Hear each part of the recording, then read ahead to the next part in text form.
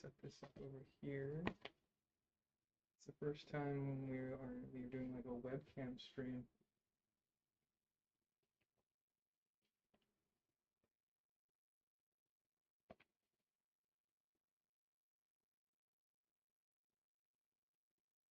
I want to like do all my setup before I touch the model to reduce the spread of the resin.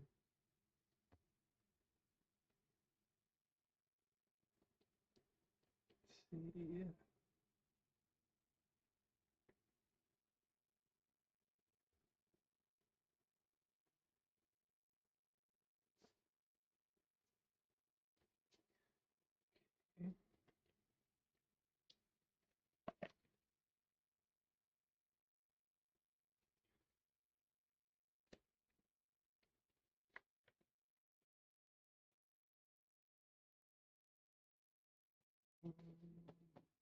Okay.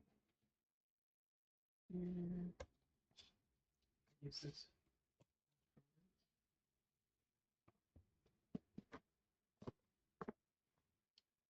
Okay, this is my ball. Okay, we're using the webcam mic. I don't know what the quality's like. I don't know if it's picking up a lot of background noise or not. Need something to prop this up. A little janky of a setup right now.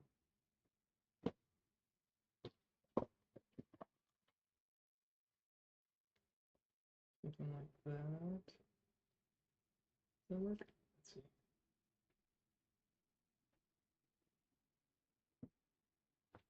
Oh, that's confusing. Okay. I don't know if I like this.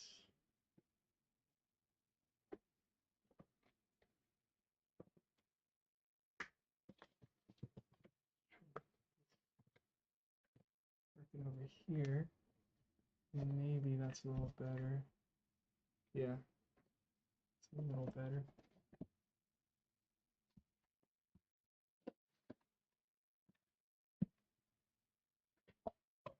Ideally, we've been soaking the model, but I haven't touched it yet. Gonna have to mess with the camera position and everything too. I think we have all the tools. Okay, I think I could touch it now. Okay, so we got the model here. Uh, um,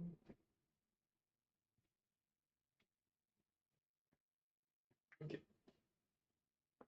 So, oh, that's kind of lame. The stream's like delayed for me. Ooh, that's blown out. The camera does not like that. I should probably set up the what do you call it? Adjust the camera settings, because right now I just plugged it in and it told me to restart. There might be something that lets me change like the exposure of the camera, because right now it's really blown out. But we'll just work with what we have today. So this is the print. Let me try to get the lighting. And then we're dealing with the fact that I'm watching the stream with 20 seconds delay, so I can't tell if like what I'm doing is good. But this is just straight out of the printer. We did run it through a wash cycle, so for 20 minutes we ran a wash. And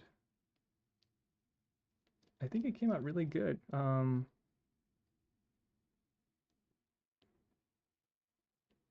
don't really see any issues. We did change some aspects of this head, where we did it. Yeah, it's the temperature of the water. I might make this water slightly warmer to help cut the supports. So I'm gonna come back.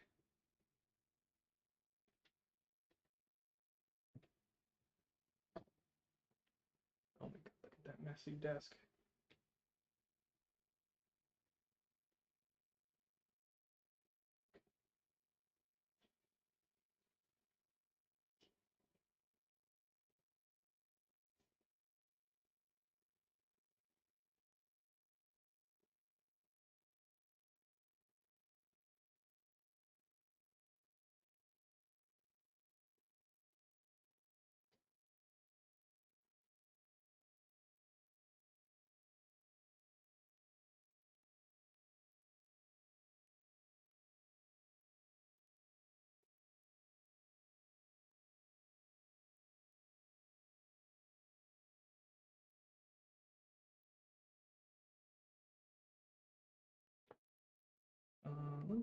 I'm waiting for the water to fill, but let's see if we can play with different things with the setup here.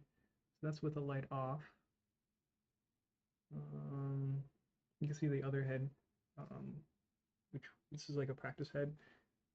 One of the issues we had with this is we experimented with like hollowing it out, but for some reason there's always resin in there. I think there's like a spot in the head where it's like uncooked resin.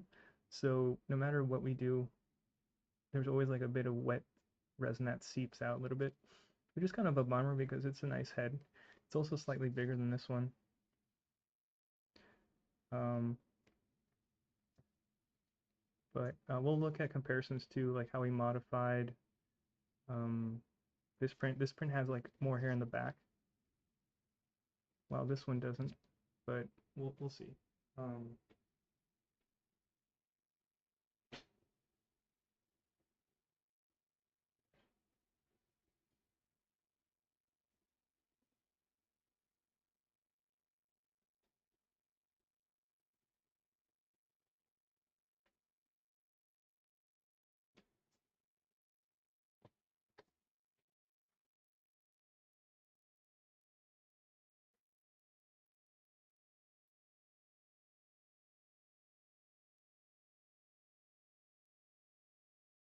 okay, so let's leave this one soaking so that the supports get a little softer. And you can kind of see the difference between after it's been primed. So this one is kind of subsurface scattery, so a lot of fine details get lost, like for example the eyebrow.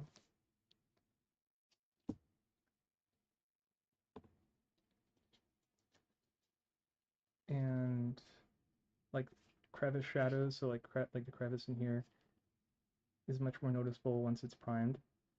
Um, so just priming in general makes it look much cooler. What else? I think ideally this would have been a good size to print, although it's really round and thick. So I was imagining putting like the spot to drill the keychain metal holder right here. For this piece, let me put it over there. I like working with this bright light. It doesn't look this bright in real life, but apparently the camera it's just blown out, so it doesn't look this bright. But it's nicer to see like the highlights and the shape better. So uh, let's see. So today in the stream we were gonna try to um, cut away the supports basically. It's a little too late to do priming. I'd want to do it when the sun's out, so it just dries better and faster. Um, but yeah, let's just start chopping away, and then maybe tomorrow we can do some priming.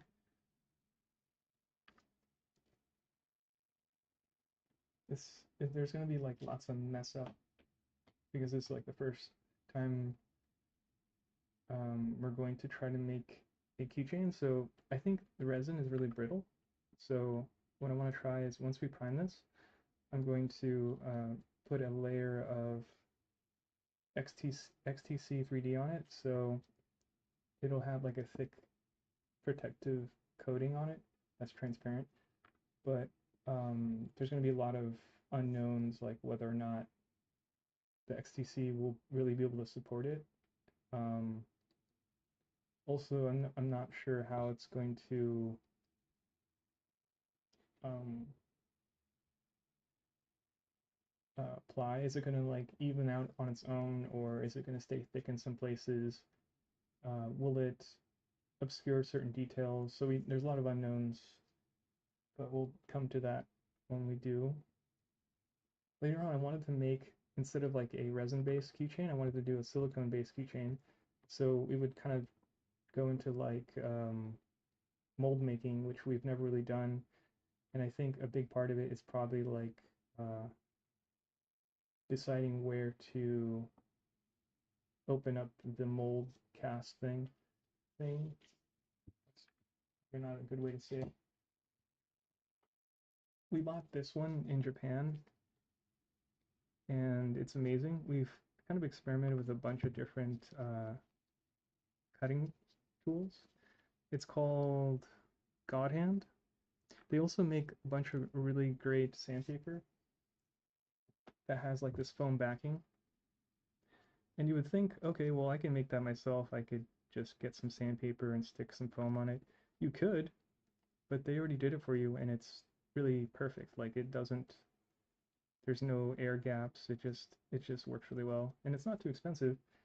And it just helps so much when you work in small spaces and you need that support. And this one too, they have a spring here, so you cut it. It does really well cutting, and it's really very little work, which is amazing.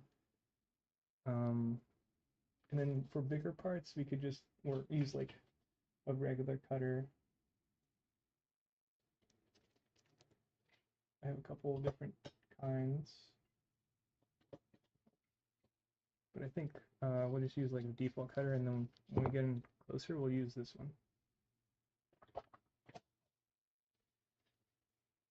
So it's been soaking for a little bit. Well, you know what? Let's put a towel down. And right now our setup is really amateuristic. It's our first time doing it, so I don't know if this camera angle is really good. I can only see the Twitch chat because I don't have Restream on my tablet. So a lot of kind of like hit the ground running. We never really used our webcam too, so that's like another thing. So let's see how we want to do this.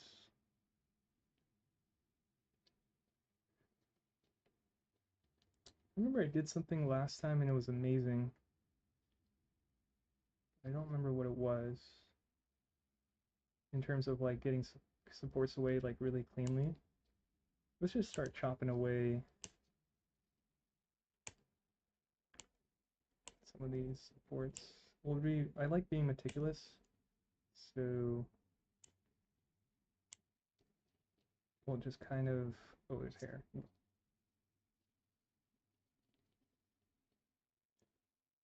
I want to try working the big support pieces away, and then we'll kind of slowly edge ourselves closer to the model itself. I can kind of see the stream right now, and let's see, I'm gonna bring this trash can between my legs, and then I'll just throw some of these pieces in here. Some of them will just go flying. I won't be able to control that. I think the setup kind of sucks right now because our hand is blocking the view, but we'll experiment with over time, like what a good camera angle is. I want to see if there's like a separate, oop, that one went flying. Separate program that lets you adjust the webcam settings. It might be a default thing, or you might have to get like a program or something. That looks like so scary and messy. Like, oh my god, like how am I gonna deal with this? And that's kind of like part of the reason why you don't want to put the face of the model facing towards like the supports, because then this nightmare is on your face. Oh my god, I heard that one go flying. I think when we first started printing, we used like a gray resin, which was really nice. But I thought the pink, or what is this? Like this skin tone resin would be cooler, because I was imagining like if we were priming and some areas of the prime kind of poke through. I mean, sorry, when you prime and you don't do a perfect job priming, you'll still get some subsurface scattering happening. And I thought the closer it was to like a human, that would make a lot of sense. So this pink subsurface scatteriness would seep through if you didn't do a perfect job priming. So it's almost like a subtle bonus.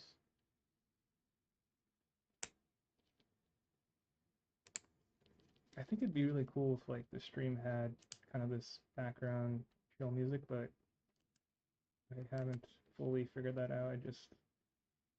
We could try using Artlist. Wait, is it Artlist.io, I think? Or Artlist.com for copyright free music. We'd have to pay monthly though. Or what if we made a YouTube playlist and we purposely added only copyright free stuff? It would get kind of boring though after a while. But that would possibly work too, and it'd be free.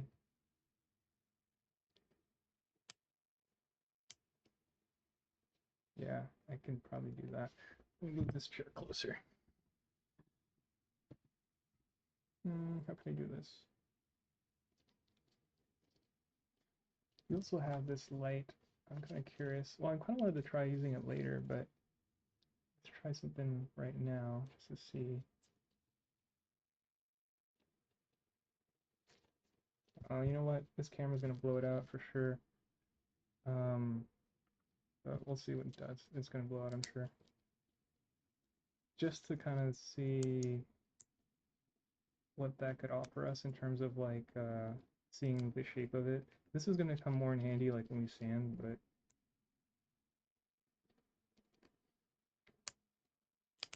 I want to try to make a keychain or a model where the character has like these really rounded shoulder blades for armor.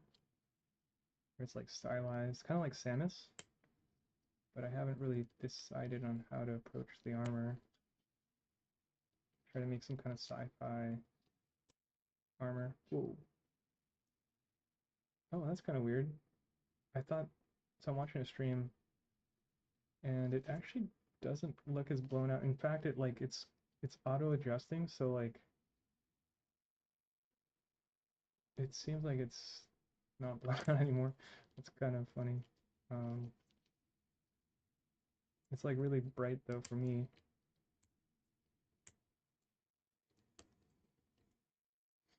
I wanted to try messing with like connecting an actual camera later, but that's kind of down the road. That way you don't get like you're not working with what do you call that? Is it high FOV camera? You're like using a pin needle lens versus like a giant lens. Get like a different field of view. I'm like chopping away, letting these supports stay there, and I'm gonna go in surgically and clean it up after. That way. Oh my god, that was not good. I gotta do a lot of cleanup later. We're almost done with the main breakaway. The stream is like 80% knuckle. You can see what these look like. Supports.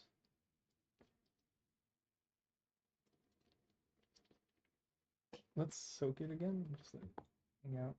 Actually, before I soak it, let's see what it looks like.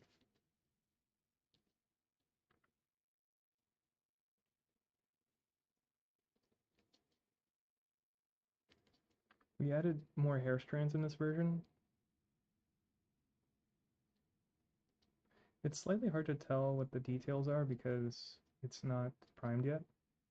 We moved the hair slightly towards like this, so this is gravity pulling it down. But yeah, so let's let it soak, and I'll clean up a little bit in the meantime.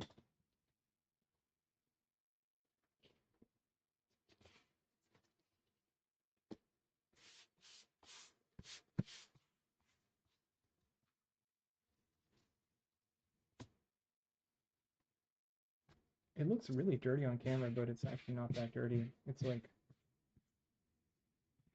I got this little brush in Japan. There's a place called Hands, and they specialize in. It's almost like It's like a Home Depot for like craft makers, I guess.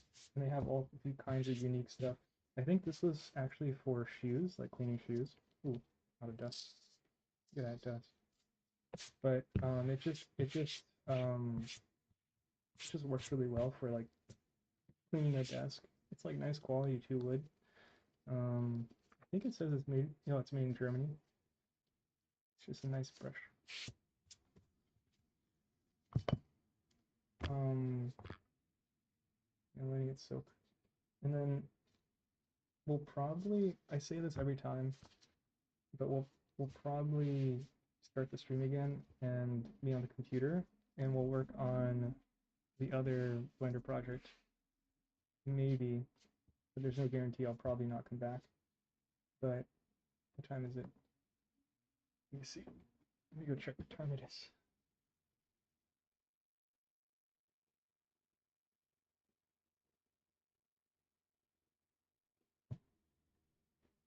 So it's 8:20. It's pretty late. We'll probably finish up by like an hour, another hour, so like 9:30. So yeah, I mean, there's still room to like to actually keep going. Um, we'll just have this cleaned up. Am I gonna sand this? We'll chop away the supports, and then I might do some light sanding on it, just to get it as clean as possible, and then we'll prime it. Yeah, I think we do sand it. Um, and then we'll see when 9:30 hits what happens. Possibly it'll take longer. So yeah, the water's still like lukewarm. It's probably like 99 Fahrenheit, close to like 100. Probably 99 though. Let's see. Let's see. This is kind of where the lighting really comes into play. I think this is sideways. I don't know if that helped it or not.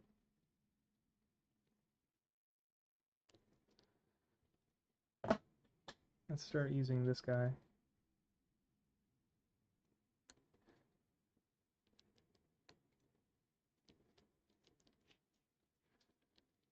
Let's work down here.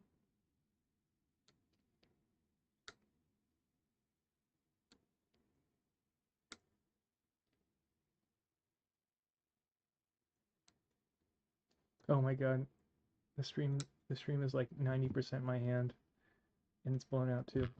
That kind of bugs me. What if I point this way? This thing's cool. It's by what is this? It's by Small Rig. Uh, let's see. It looks cool, but I don't know how practical it is. I think we're just gonna blow out everything. Well, you know what might be interesting is we could trick the camera. So this is like the brightest point. So now the stuff over here won't be as bright. Let's see if that works.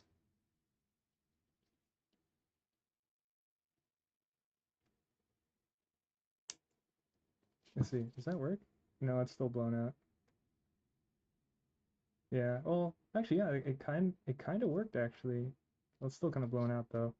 Yeah, I don't know. I think we're too close to the camera too, so yeah, the setup is just not ideal. Maybe if we go a little bit further. Maybe if this is like a little bit higher. Maybe if this was closer. Let's see what happens if it's closer. I'm going back and forth on the cutter. I want to do most of the grunt work with the bigger one. I mean the cheaper one.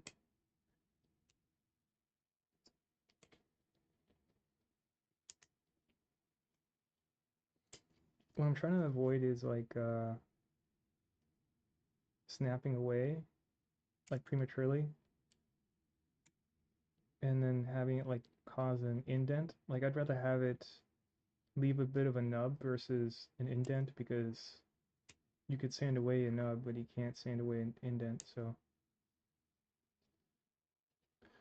yeah, this setup's not working. Let's turn this off. And this one has to be blown out because I just need to see. What if we make everything dark? Like, we just turn off all the lights. That seems kind of interesting. So we make it like a spotlight, see what that looks like.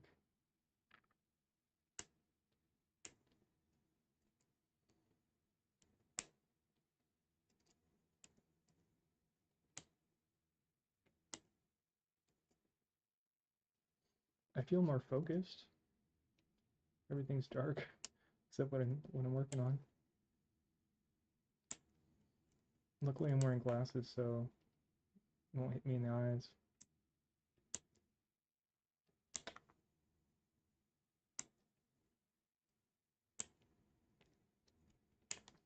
I don't know if I noticed my hand shaking more.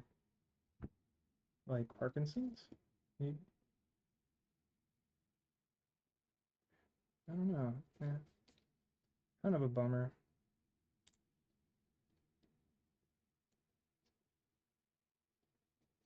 This looks like a tree or like a bonsai tree with all the things going the same direction. Let's get rid of these.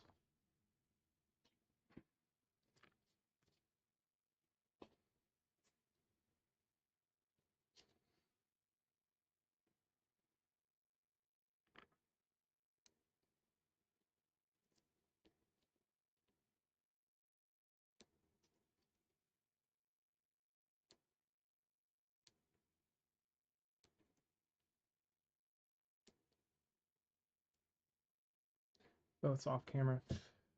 I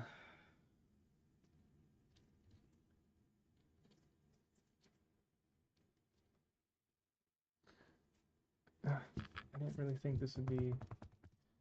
I really don't want to adjust the camera right now.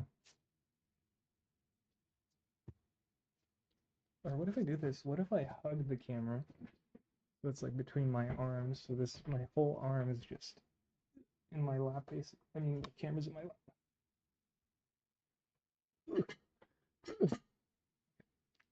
So now it's like I'm cradling the camera.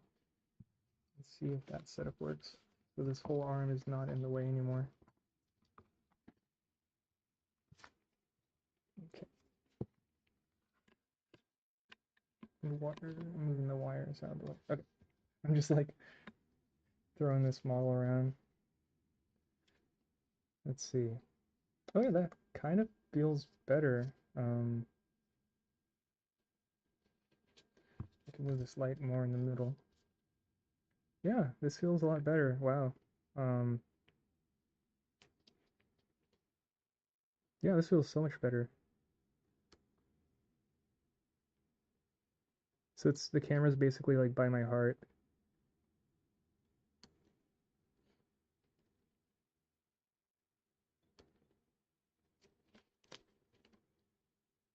Oh, that's where the eyelash is. I gotta be careful. It's like hitting right here.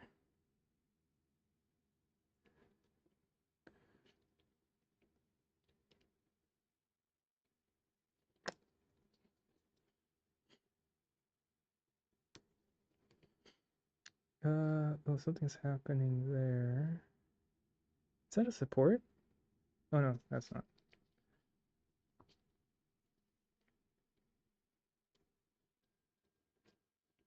Oh, we're slightly off camera too. Let's see. The camera's just really blown out. I wish I could like change the exposure on it. Wait, what? Okay, I want to mess with the settings a little bit. We'll leave something here just to kind of keep things interesting. I'll put it like right here and see if that helps the light. But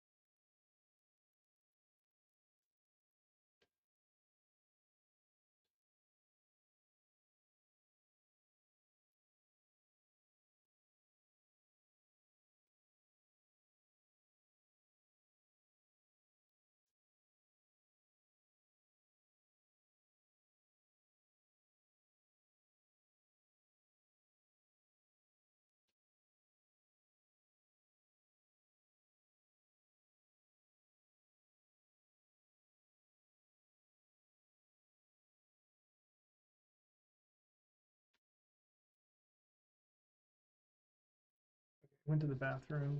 Let's bring it back in actually so I could see it overexposed. And then I'll try adjusting the settings.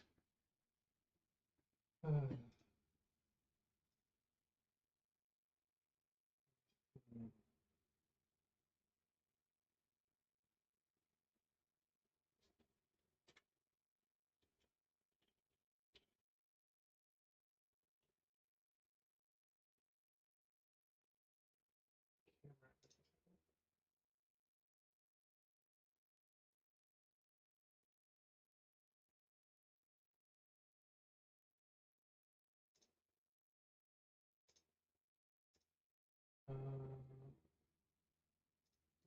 it's properly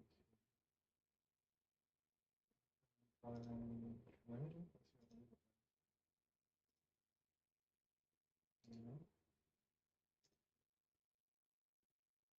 Favorite video, we can do that.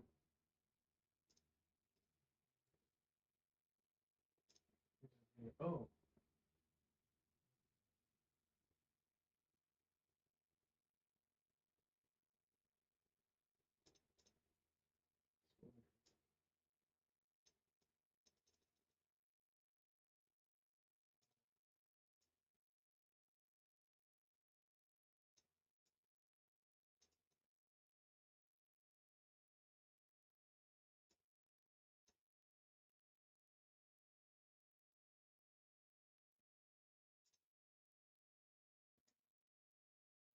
that.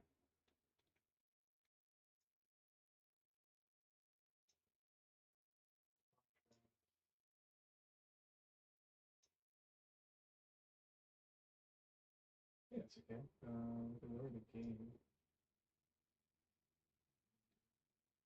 Oh, okay, so you can blow out the gain. You can lower the exposure.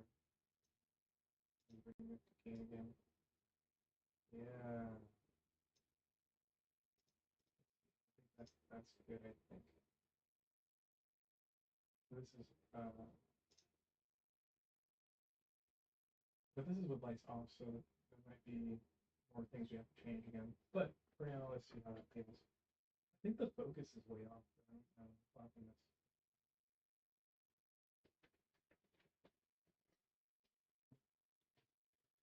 Oof. So let's see. Um, I don't know how to make the focus right. Yeah, no, it's not super blown out. Like the lights are not really like what I see. Like for me, I see this looks more pink, but in the stream it looks more yellow off-white. So colors are kind of wonky. But let's keep working. So it's like slightly better. We're getting closer to something better.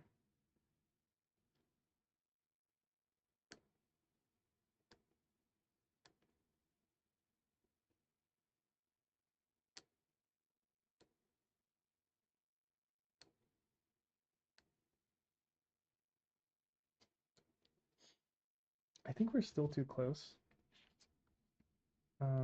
Sadly. Let's try going a little bit further. I don't think I need this tub anymore, so I'm gonna. Well, actually, no, I do need the tub. I do need it. Well, I'll move this over here.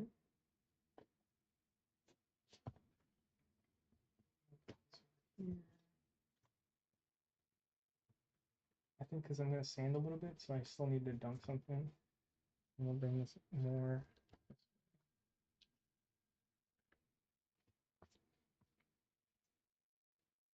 Oh yeah, and yeah, I think that's better. Yeah.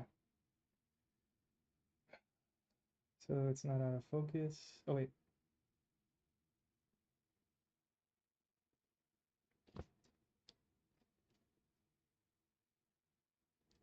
I don't think that's an earring. This one is an earring.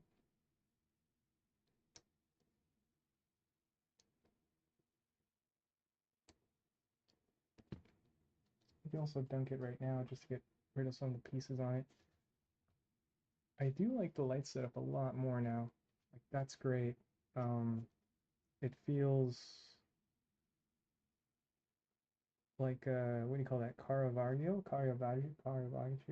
painting, where it's like all like super pitch black background and then Caravaggio, uh,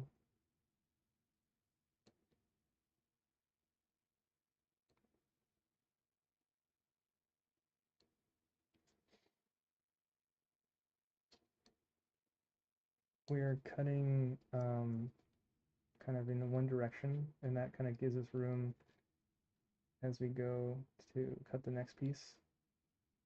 Instead of like coming from the back, we're going like front to back, so we could our our, our knife can actually cut what we see. It feels like a deforestation where these are all the trees and I'm like chopping.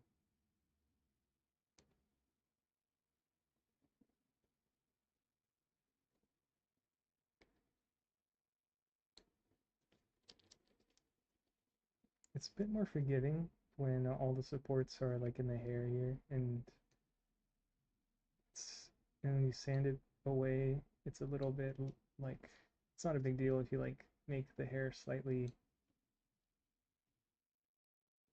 more sanded than it should be versus like where the eyelashes are or something. It's kind of funny, like my hands look like they're part of the shadow because of the light setup.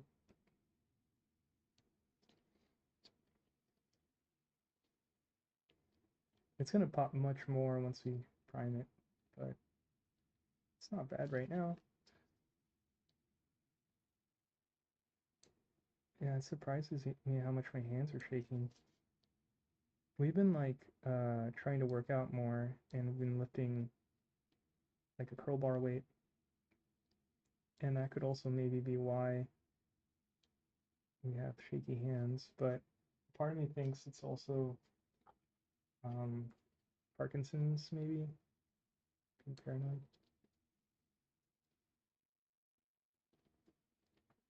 And this is a really thick support.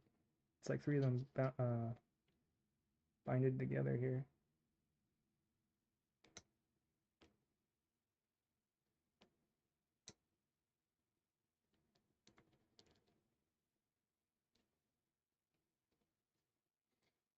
Um, since I'm sanding, there's a trick that I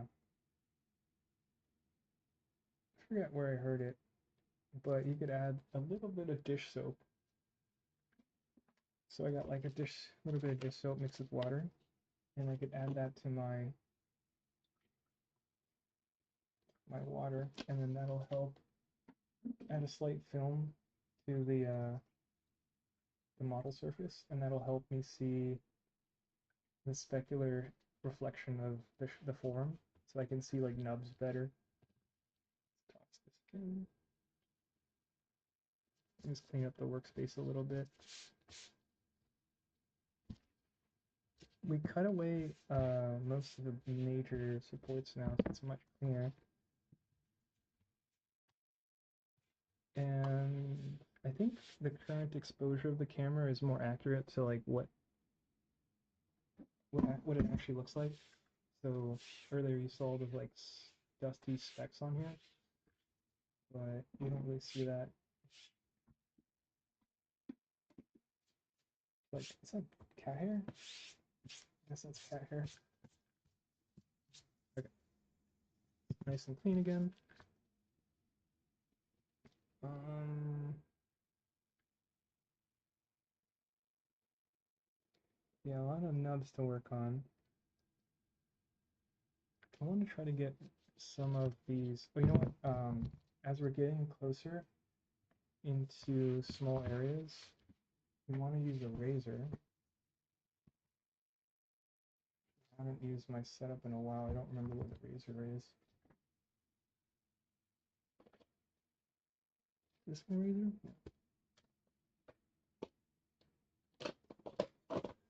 Oops. Where'd my razor go?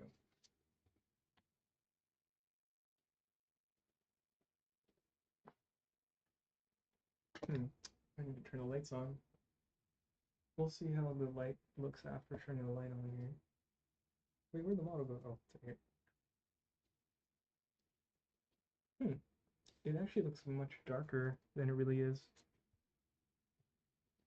Oh, here it is. Okay. Yeah, that's actually kind of interesting. It's like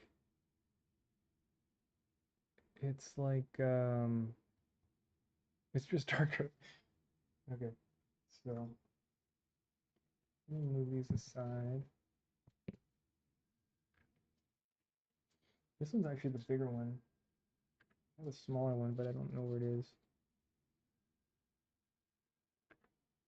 What was I looking at? There was a piece I was looking at. Part I was looking at.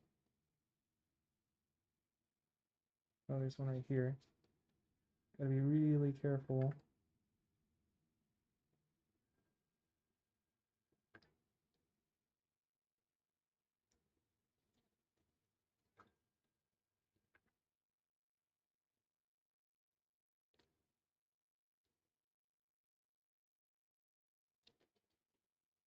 And something I learned when I was doing my first cleanup print, you can actually use the back side of the blade. So the cutting side is this side, the top side, but you don't always have to use that. You could use this kind of flat edged and then kind of chisel away, and depending on the angle, so having it like almost parallel is very, what do you call it? It's really, it puts a lot of pressure on it, so it could snap, but if you go at it like a 45 or even like perpendicular, you kind of feel it out, but you get different results. You can also go the other way, and that kind of planes it out as well.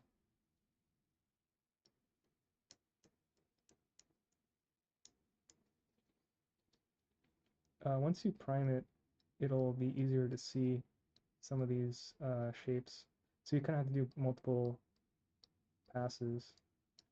This one's kind of hard to tell because it's so subsurface scattery that you kind of can't tell if it's really there or not. You can spend hours on this, on cleanup like this.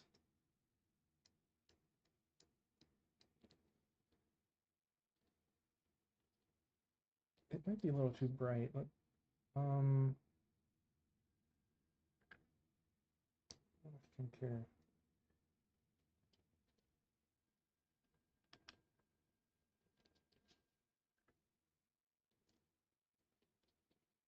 So we kind of put the light away to make it a little bit less intense on our eyes.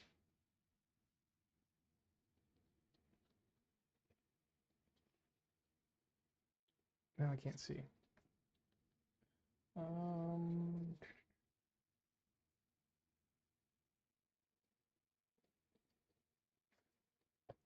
we can try to use this guy, and we can adjust its sensitivity. So I'm gonna have it neutral, and then we'll just lower its intensity. It's cool. You can do like color. Let's go like pretty weak here.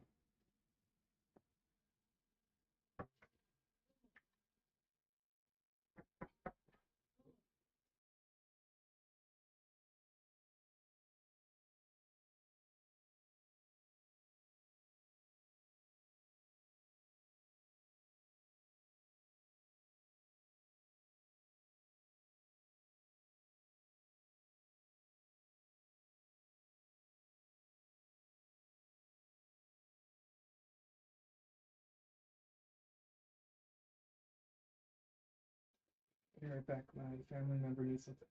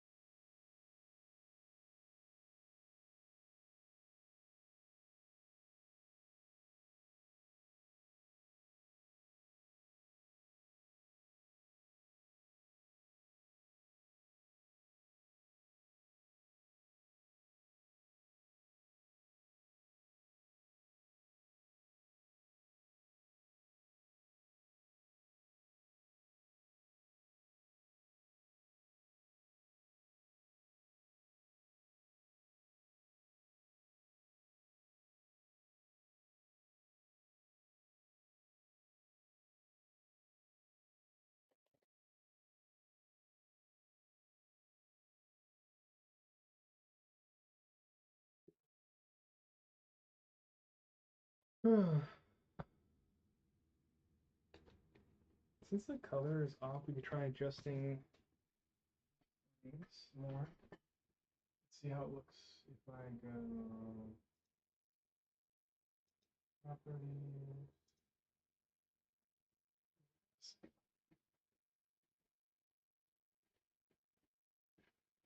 I think we need to pump the saturation a little bit.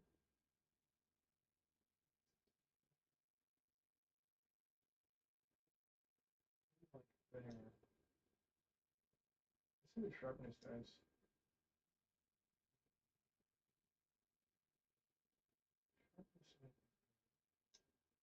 White balance 32.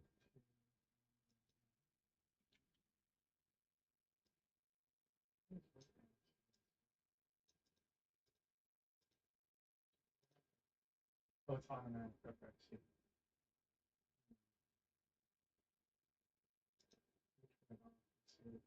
Oh, so this gets cool, and then this gets warm. Let's leave it on auto. I can't type it up. Let's put it roughly where it was. That's it.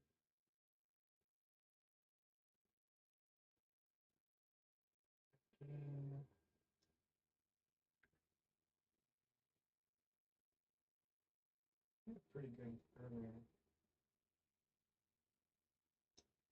like that. I might desaturate a little bit. Contrast. Yeah, I think that's good. Let's leave it. So we're a little bit closer to something good. The, the focus kind of sucks though. Wish I could change something. What is it?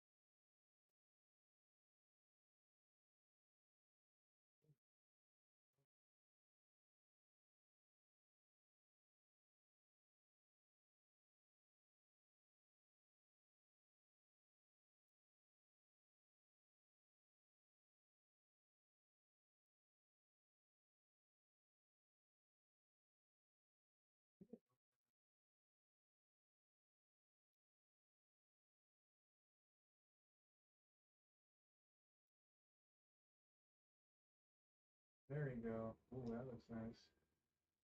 Yeah.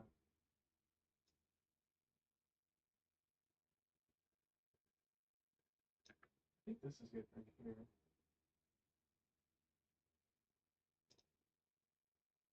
And then we have to modify.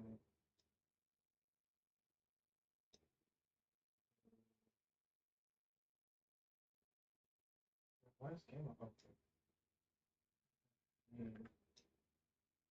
There you go.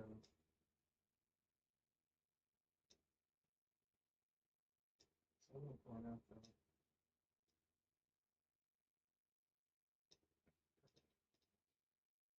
Okay, that's much better.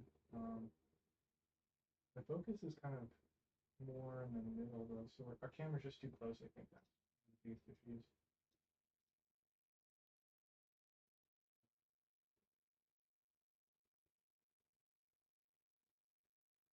Okay, so getting a little closer, a little better. Something.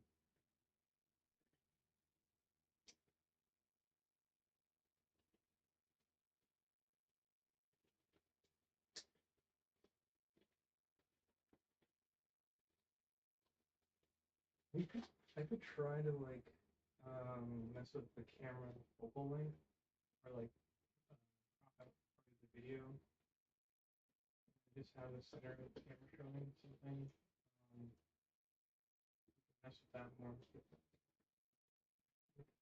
Oh, another thing I want to try is let's do a test message. See. Oh, it worked. Okay, it went through. So it overlaps on the picture correctly.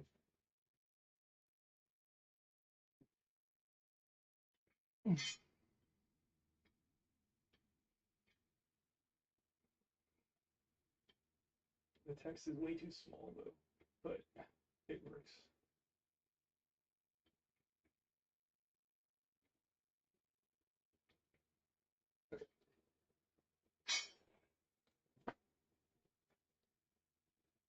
Okay. Back. What were we doing? So, oh, this light was too strong. So we're using this. Make it a bit weaker. Let's use it at 1%.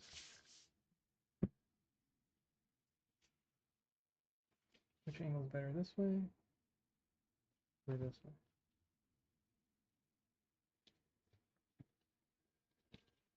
Our hand's blocking it a little bit. Kind of a bummer.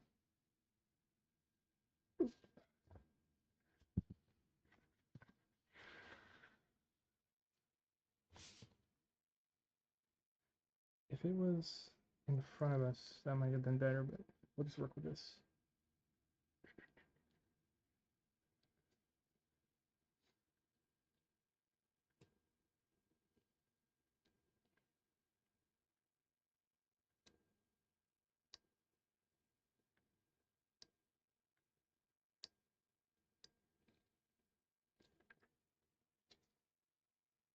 Oh wow, actually the camera's focusing where it needs to.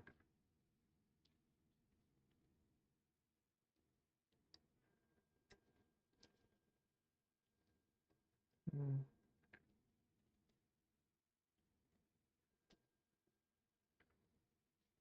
Oh no.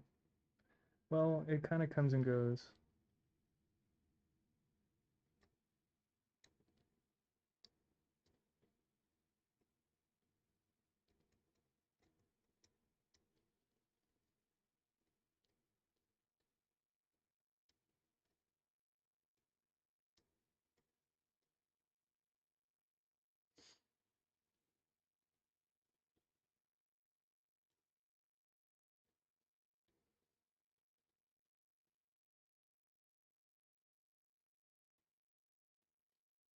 What really helps is our mat is black, so it kind of helps let us see the silhouette of the model really cleanly. I'm hoping this stays in frame. I'm not really super focused on it. We could try a different camera setup next time where we're facing the camera down.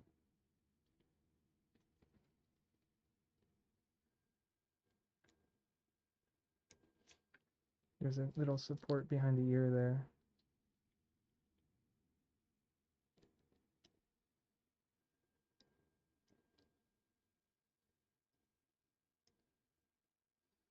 Try to get these little nubs as close as possible to the body so there's less sanding.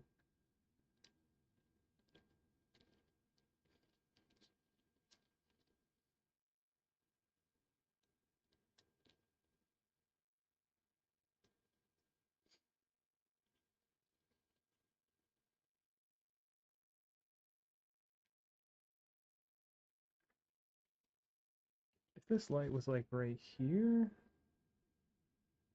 that'd be better. Oh, you know what? What if this? I bought this in Japan too in a store called Standard Products. It's really beautiful. It was really well priced too. I'm gonna put a model in there later as a kind of motivational thing. Yeah, and it helps it stop from getting dusty. That's perfect. That's like the perfect angle, the perfect height, and it's like slightly backlighting it or doing like a key light. I think if I hold it like this, and it's like soft enough that it's not blowing my eyes out.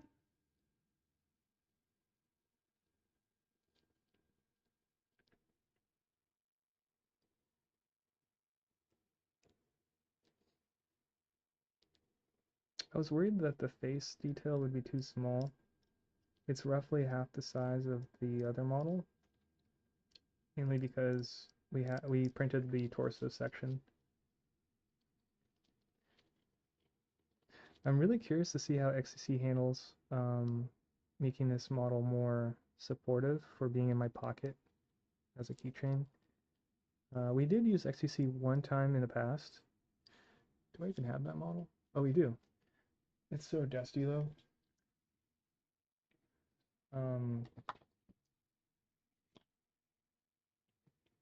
It's this model.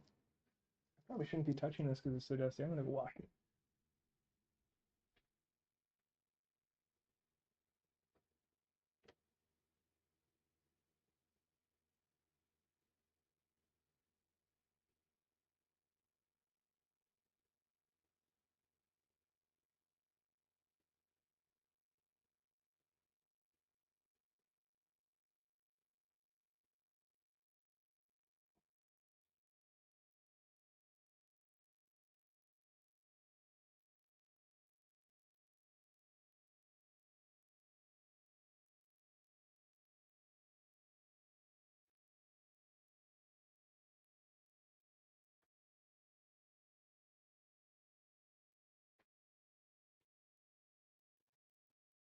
So this was one of my first models that I ever printed.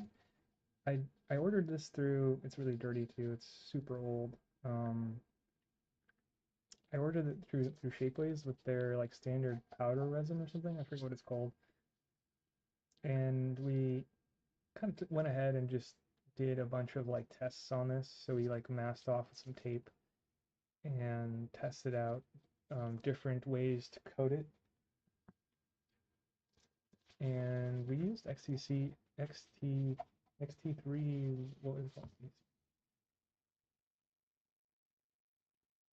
It's XTC3D on this, I think. I think I used a varnish on this one, and you could see it actually, well, I don't know if you could see it on the screen, but it's turned like this reddish, rusty color, slightly. So that varnish did not hold up. I think this one is just without, so it lines up this way. How did that, it lines up like this. Oh, wait, did I do two separate? Oh, we did like separate. How did that work? I guess I did it separate? Oh yeah, I had to do it. Did I do this separate? It doesn't line up. Wait. Uh, yeah, it doesn't line up. So we sprayed this separately twice. So we had multiple tests. I actually didn't even mention what it's for. So what the purpose of this one is you put your, this isn't a Wacom pen, but you would put your Wacom pen through here, and it gets fat on the bottom, so it kind of stays on that. And then you would put your pen in here, and then you would close it. And the idea was that it would protect the nib, so it would, once your pen was in there, you'd lock in, and it would protect your nib from getting pushed on. And you put this in your bag. So it was basically like a over-engineered nib protector for your Wacom, and it's kind of like a smooth torus looking thing. Um, but we never really end up using it. We never really traveled with the Wacom like we thought we would, so it kind of didn't serve its purpose in that way. But we learned a lot from it. I think when I first made this, it was in Maya, so we did everything in Maya. Blender is much better, I think, at modeling. So some things that look really easy here were really hard in Maya. So I was really proud of doing this. Um, oh wait, what was I? Oh yeah, so I wanted to go on about, I think this one, this smooth, I think this one has XTC 3D on it, I think. This is just primer, straight primer. This is XTC 3D. So you can see out of all of them, it probably has the best results. Um,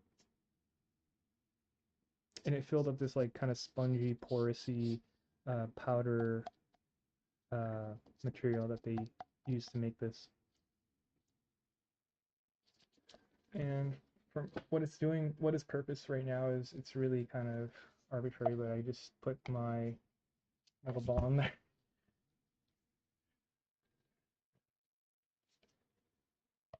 So I'm gonna put this back here. Anyways, kind of went on a super sidetrack.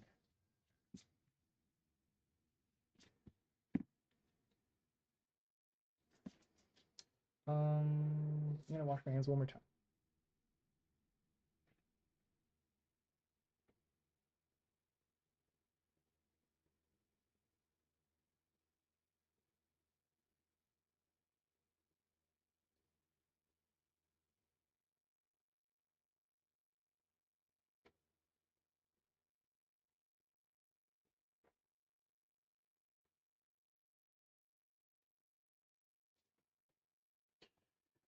Hmm.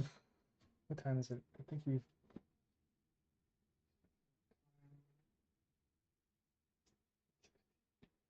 So it's almost been a full hour. It's 9:16.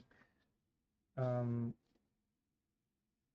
and we still got a ways to go to clean it, so let's see.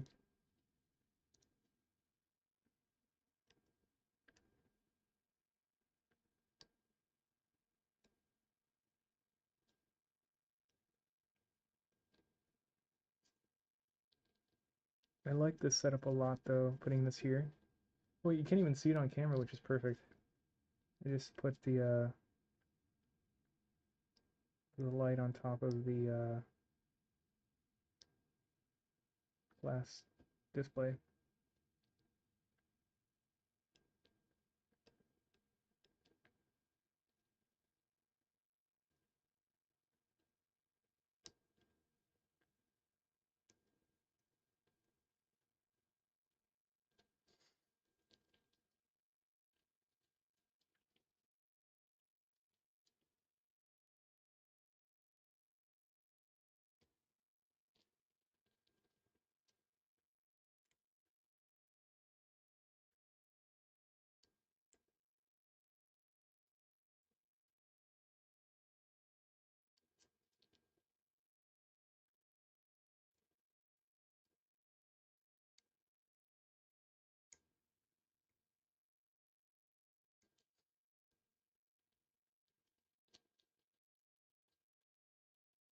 Okay, let me crouch.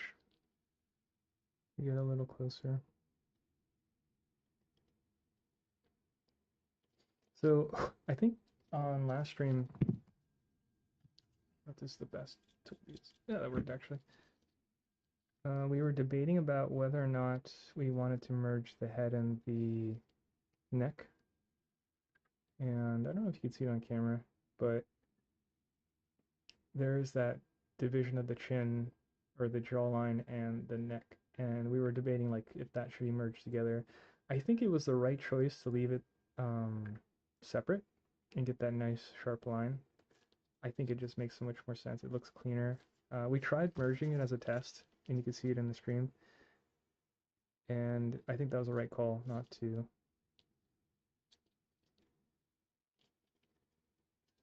Let's see.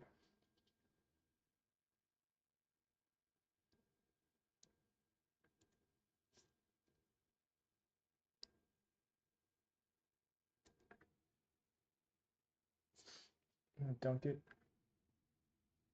The water is like lukewarm now, or like not lukewarm. It's like cold, like room temperature cold. Use this brush. If I have a toothbrush, that would probably work too, but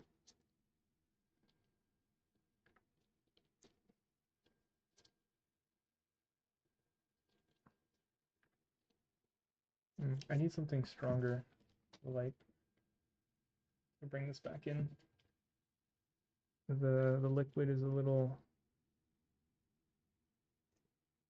too intense.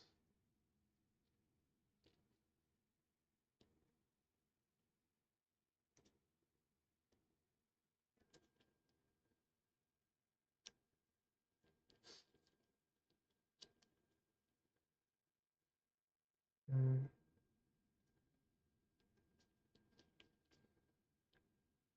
Let's put it at a glancing angle and see what results we get. I love this light. I bought this when I was going to college from IKEA.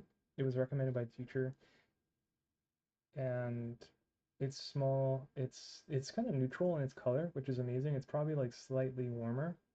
I don't know what the exact number is. It's like I think it's like lower, so it's like it's not 4000 K. It's probably close to like 3000 K in terms of like I don't know what that's called, but 4000 is neutral, and then like higher is colder. But it's less than 4000 in terms of its like light color, and I'm really sad because I think the year after, oh you can't see it on camera, but it's this light. I bought it from IKEA. If you could see the body, and then this is the base of it.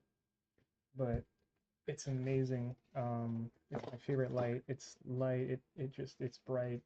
You do weird angles.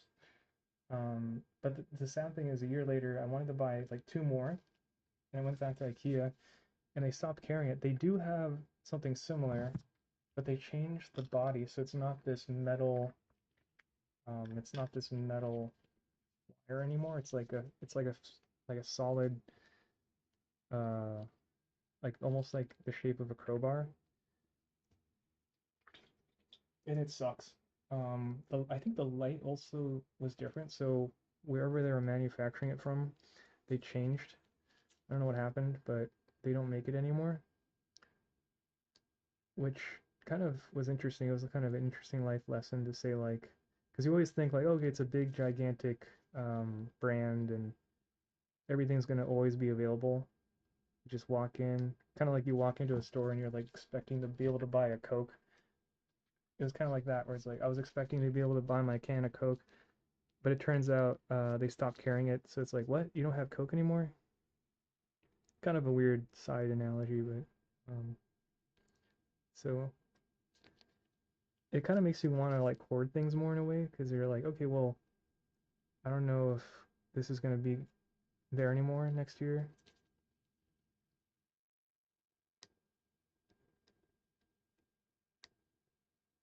I think I bought it for like $20. I think it was $20.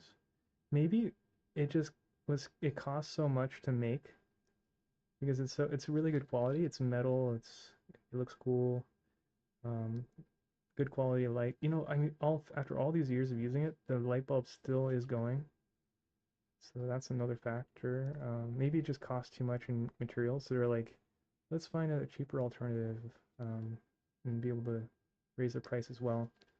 So that could be what happened. Oh, you can't see what I'm doing.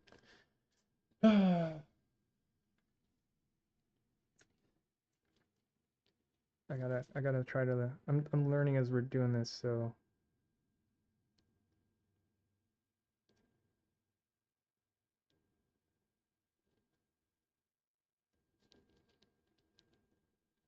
it's kind of hard to tell what's happening here. It's just kind of a semi-good thing because that means even if I didn't do a perfect job up here, it probably means that like the fact I can't tell which one, like where it's actually a nub means later on you can't, doesn't really matter because it's like, yeah, it's this hair. But we'll try our best here and clean it up.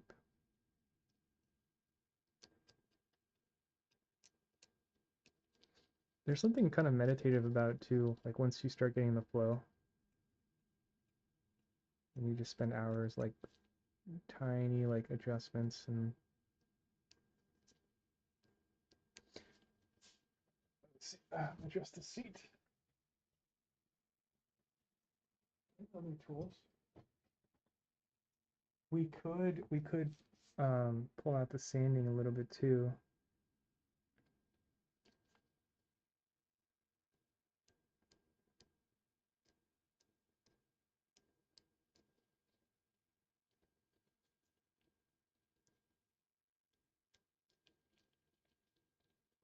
Let's try to go lower with the light here. Like that's crazy. It's like touching the table though, but it gives me a nice angle. Yeah, that's great. I like that. What's happening there? That had a support here. Can't tell. Yeah, I don't. That shouldn't be there. See if I can get this.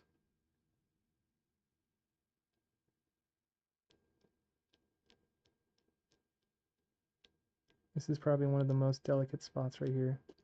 It's like right in the middle of the face. So just carefully cutting away and flattening it, and then we'll sand it.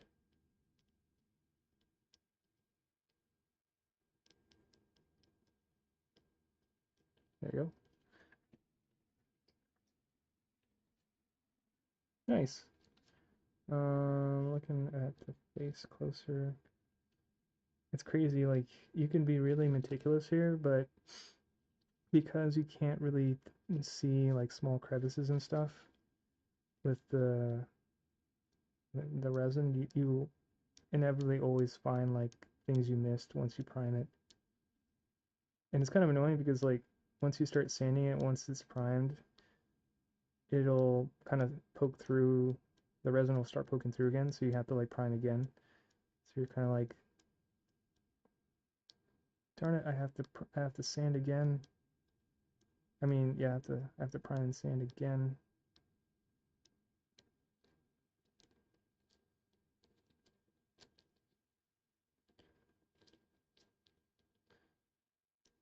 What's interesting too, though, is I guess it depends on the model too. But generally speaking, I think compared to the first time I did a print and right now, I think the whole process went so much faster and smoother.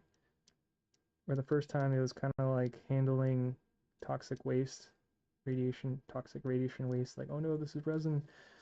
I need to change 5 gloves and uh, kind of go through full body decontamination. And now I'm just kind of like, did I put gloves on? Did I touch this? And I'm like super nonchalant about it, which is kind of bad probably.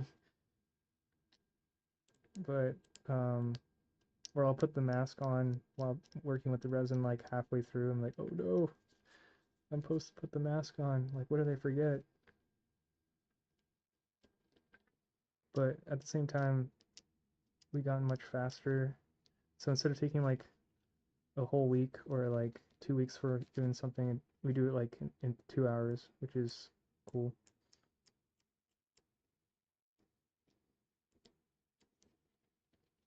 But I think it's also like so that's like part of it is experience of like trying it and then learning from mistakes, and then the other part is like the tools. So it's like, hey, um, I want to try this tool, and I heard this process would work, and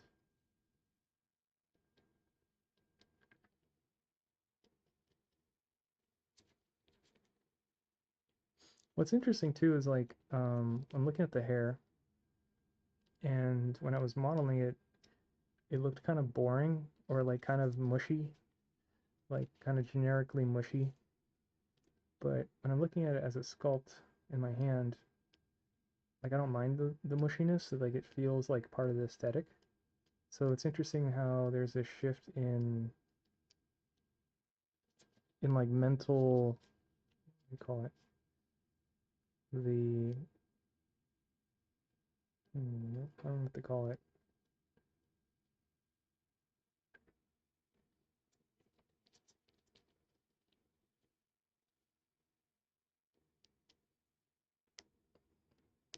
The perspective, the outlook, perception.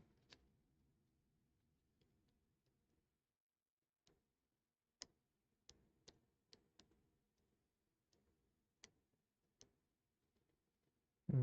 I'm not sure if I'm like going too far, but we're working on the back of the razor, so it's a little less cutty and more planar.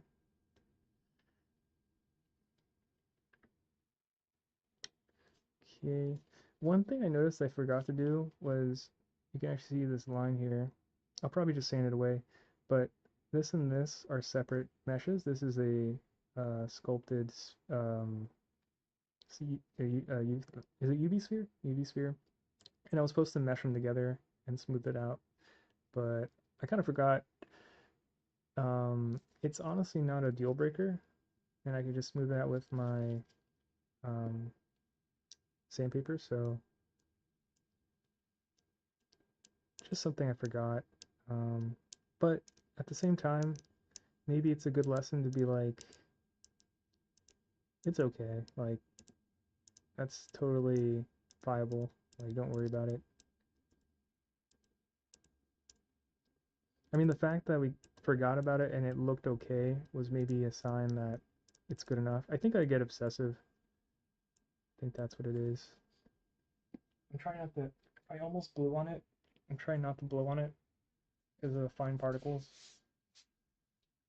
Trying not to get in the air.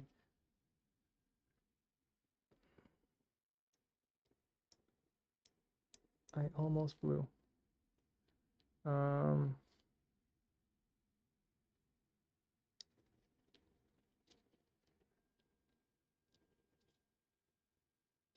the water's making it a little hard to tell like what's happening. I wonder if I put more soap if it helps. I could let it dry. Let's let's introduce a little bit of sandpaper. Let's introduce like a little bit of 600 sandpaper here with the God Hand sandpaper, which is amazing. Highly recommend. There was like a sweet spot in the number. This is 600. I think 600 is a sweet spot, but I can't remember. It was either 600, 800, or yeah, it had to be 600 or 800, somewhere in there. If it's too gritty, then you know you get scratch marks. If it's too fine, like um, almost like rubbing it with like a sheet of printer paper, then it's like you're not really doing anything.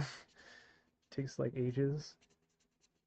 So it's like this in between where it's it's doing something, but it's like not destroying it.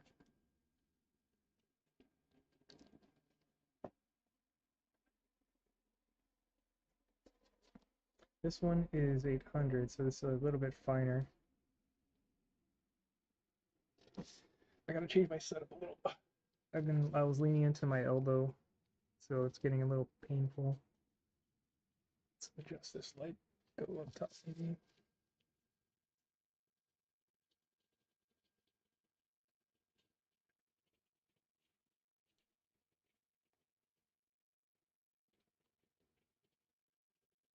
So we're doing like a couple different things with this same paper. We're getting rid of some layer lines a little bit. We're pushing down like nubs, like little nubby nubs.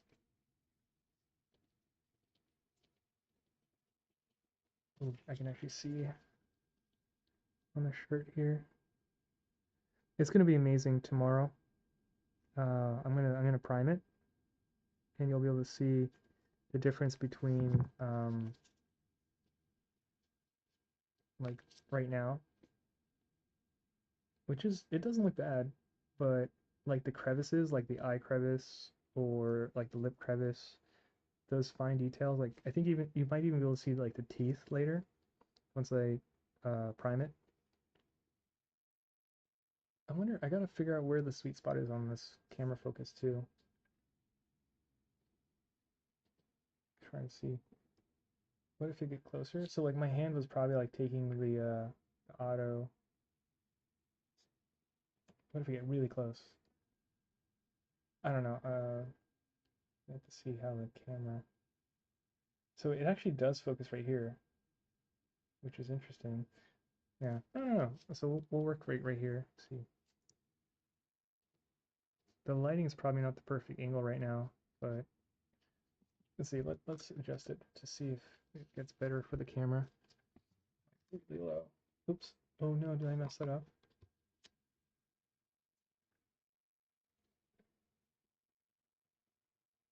I think it's okay. See, so it's already looking pretty good. One thing we were worried about was like the clavicle. Maybe we just left it too pronounced, but I think because it's so small, it's actually fine. Oh, there's a little bump right there.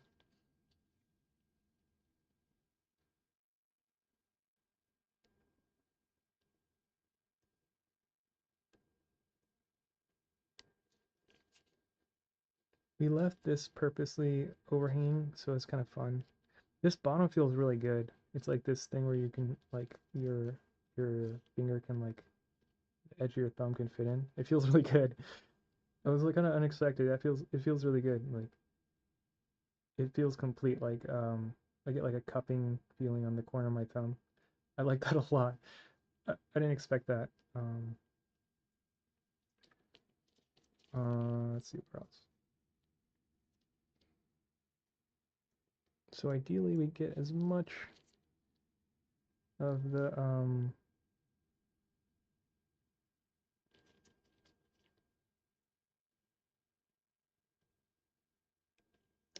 as much as of the sanding nailed out or um,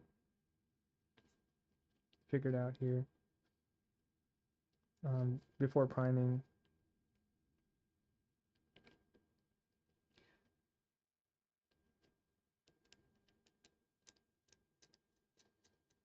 I might have to go till like 12.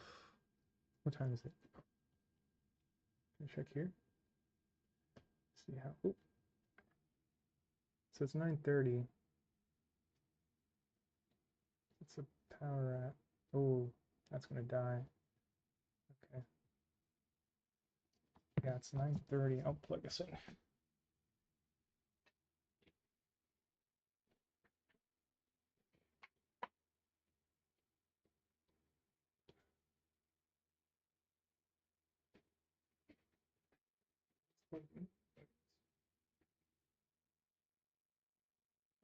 I might stream.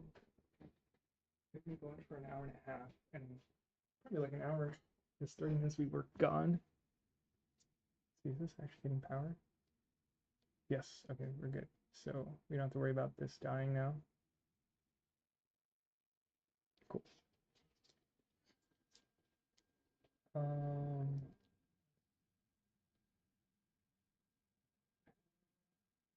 Let me try adjusting the chair. Let's adjust our setup a little bit here, make it a bit more comfortable. Let's go from top angle here.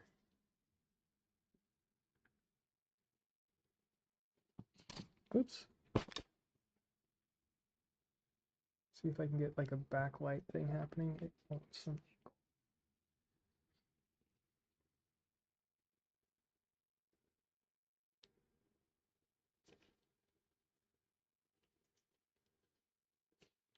This angle's not working.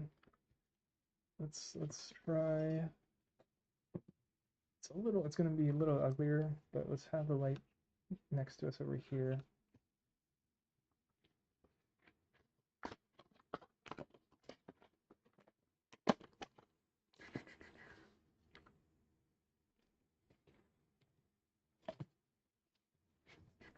Okay, cool.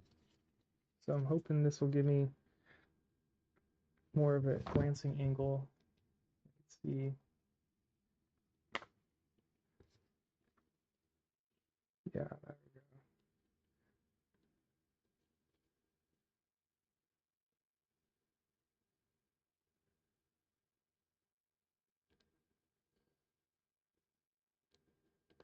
I think if I was doing a silicone cast from this one, we would make the cast before doing XTC 3D, but this feels a little weird. I'm actually gonna I don't know if I need these. Move this one over here. Stuff over here too. It's just kind of in the way. Ouch. Hopefully that doesn't mess it up. Put this back. This.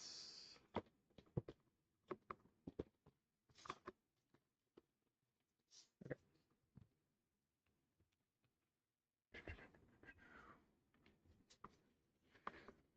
A little low. Oops. Yeah, there you go. So the light is like right next to my face. I didn't expect that to work so well, but kind of lost my train of thought about what I was saying earlier. It might come back.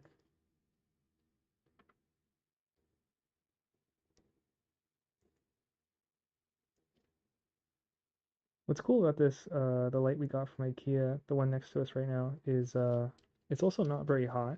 So I think it's LED, which is great too. So it's like right next to my cheek, but I don't feel any heat, which is amazing. We're gonna have to like let the camera suck sometimes because I want to focus more on what I'm doing versus getting the right angle. But I'll try to fix it.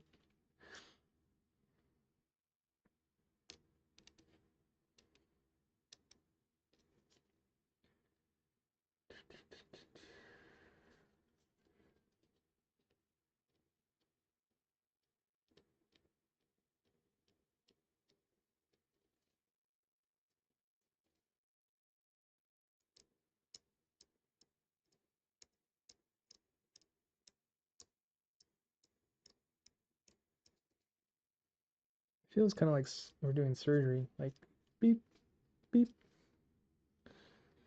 Don't mess up.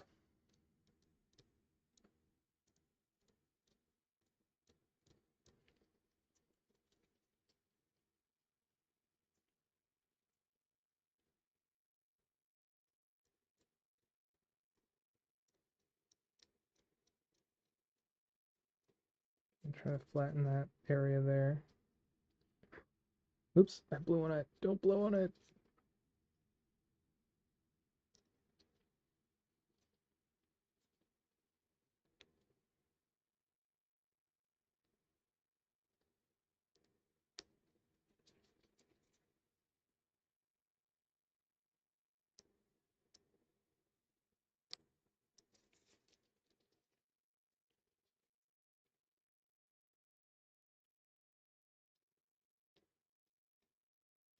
This will be like the first, if it's successful, It'll be the first print we actually carry around with us. Because resin's really brittle, and also there's like kind of no reason to have like this in your pocket unless it's a keychain. So the XCC is supposed to kind of bridge that gap where we make it durable enough to be a keychain. And then past that, once we get the silicone materials in, we're going to try making a cast and make a silicone keychain. Damn, I blew on it again. Okay. You know what? Maybe it's okay to blow on it. Maybe not though. I want to see this as a silicone piece. I never did it before, so there's going to be a lot of technical hurdles to go through for sure. I'm kind of scared of how I'm going to approach the cast. Like, are we gonna?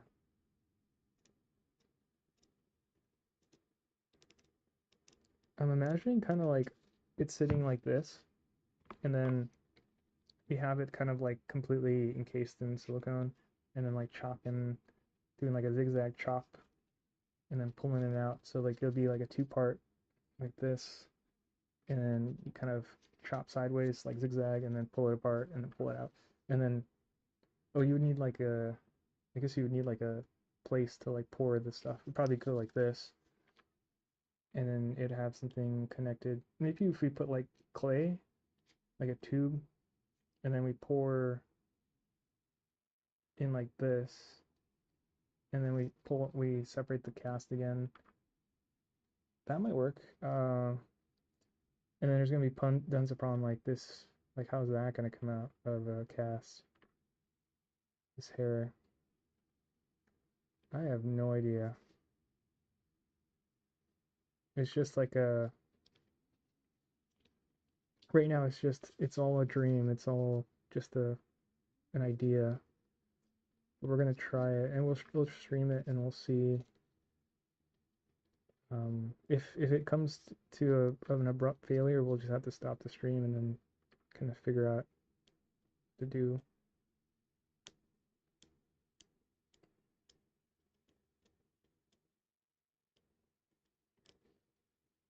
And then, we'll learn from it. It'll probably fail. And then next time we'll be like, okay, well, while I'm building this up, I know for a fact that this can't be over here, or I would have to approach it in this manner. Let me see, is there, oh, what happened to the face? There's like powder in there.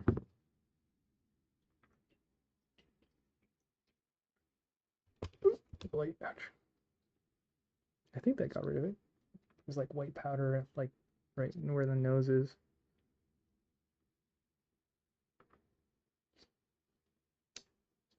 It'd be nice to have a toothbrush. Let's get a toothbrush.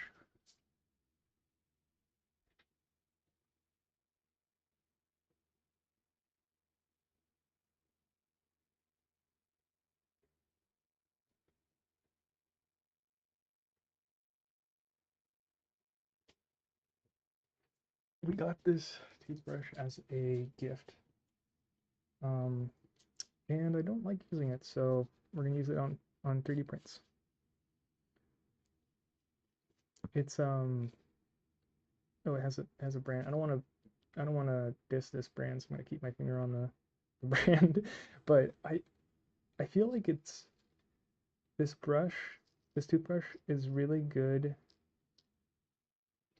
for people. Like, it's really good at brushing one side of your mouth, and in my case, I think it's good at brushing the right side of my mouth.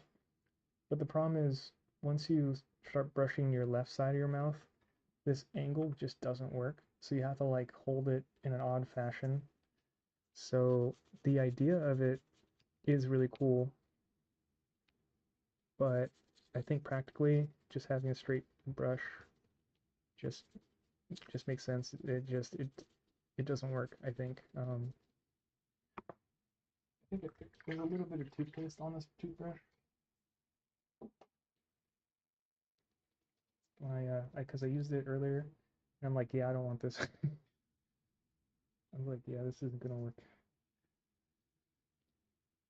So there's a little bit of toothbrush, toothpaste on it now, sadly. I think we got rid of the buildup of powder on the nose though, which is good.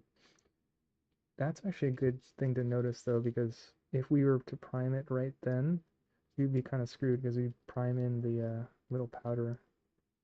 So I guess it would make sense to brush before we prime.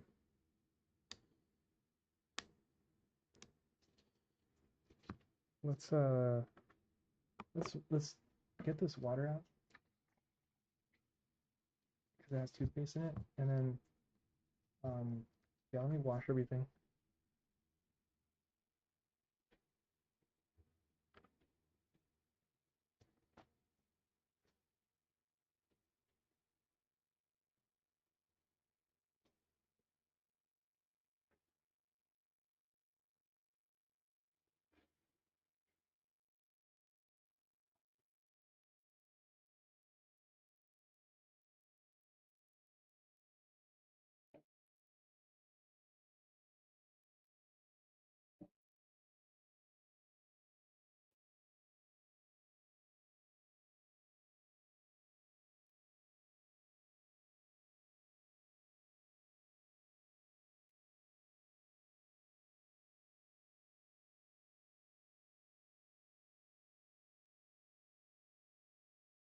We'll leave the model here while we're doing cleanup. Is that too high? Oh, it's too high, isn't it?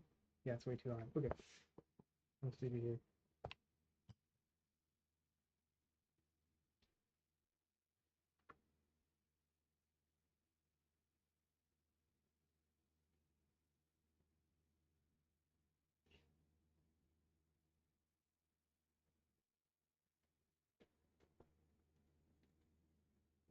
Okay.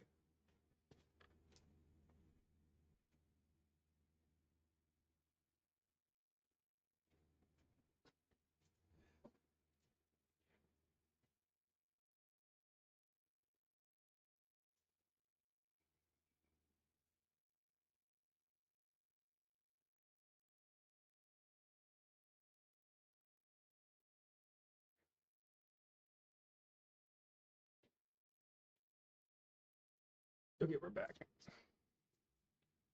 We got the toothpaste out of everything. It's kind of nice to step away too sometimes, so you kind of like have this reset of what you're looking at.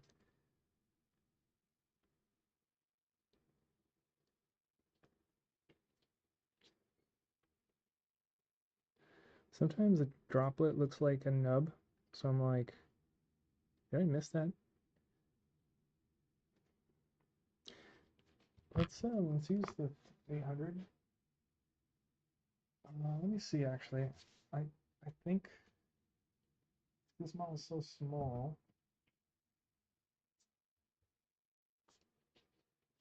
I don't know what grade this is, but it looks good to me. So we just kind of do a pass on it here. Some of the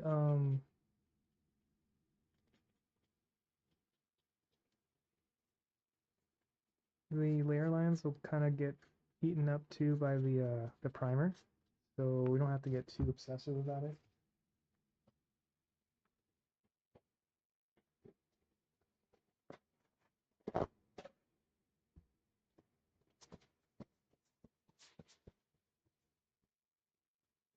My hands are a little wet, so I'm trying to dry it off a little.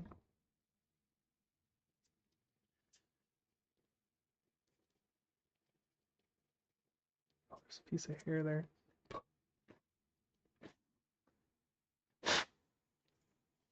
No, my hair just did not want to come off. Let's move the light a little bit. See if the angle's a little better.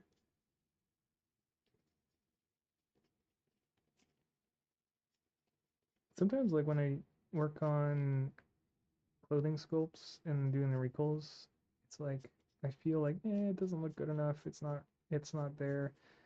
But then when you see it like in person, when it's actually a print, you're like, wow, that looks pretty good.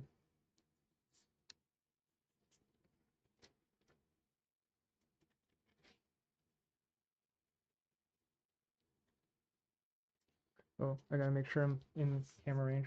Let's kind of be risky. Let's kind of move the camera a little bit. Let's see. Yeah, that's not it. I'm using a small rig setup for the camera, which is it's amazing. I like it a lot. A lot of control. Um, it's like it feels almost like you're moving someone's elbow, and each joint has a little twist knob, so you can kind of adjust each. It's called small rig. You can also put you can put your smartphone on it. Right now we have it holding the webcam. Can't tell what's happening here.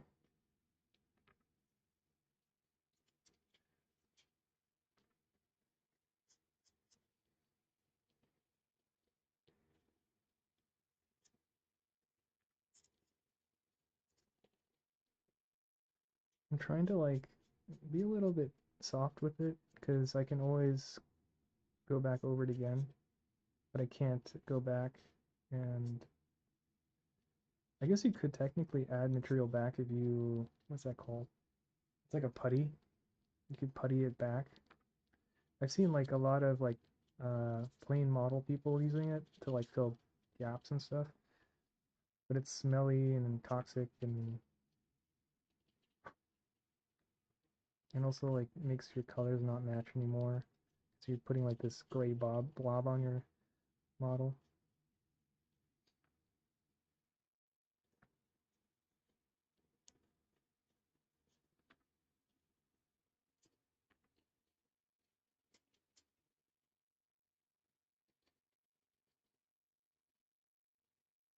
It's hard to tell what's happening right here.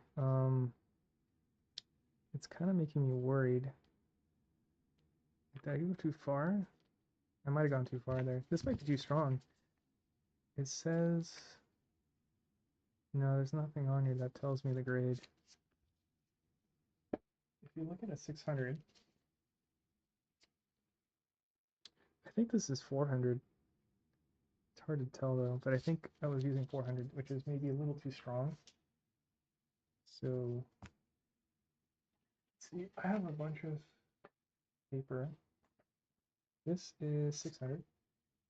I want to go 800. I think 800 is where I want to be. Yeah, it was 400. I just saw the numbers matching. So I think I went too far.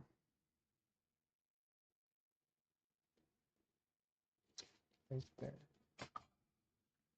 Let's see if I can find an 800. Oh, this is 3000. 3000 might be too soft. Not sure.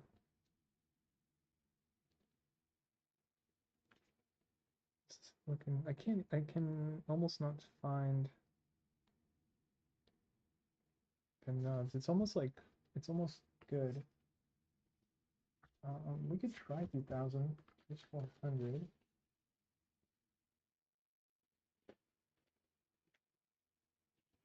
Let's try. I mean, 3000's in front of us, so let's try it. Why not? Might be a sign to try 3000 here. Do I have a pen? Yeah, we have a pen here, so I'll write the number afterwards.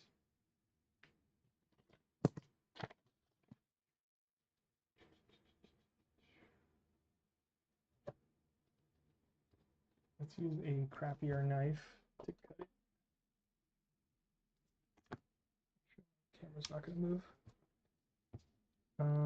Let's see.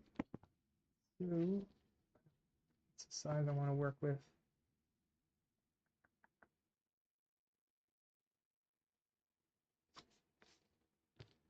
We cut like this much.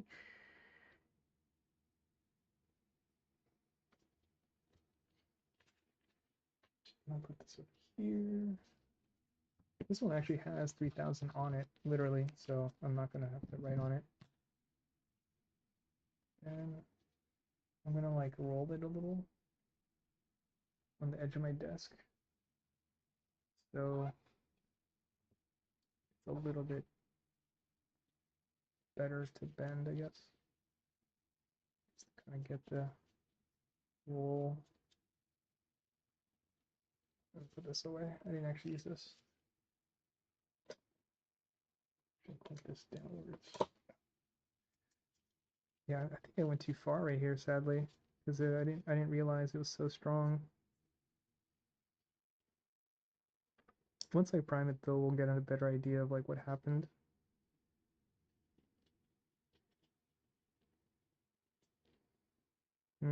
It looks like it's all scratched up, sadly.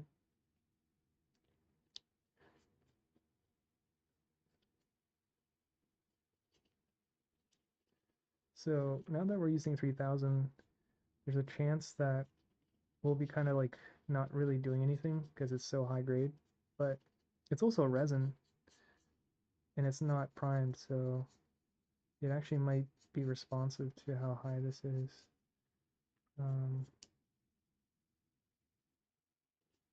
Yeah, let's see. Let's just try. I'm already seeing it affect it, so we might be fine with using 3000.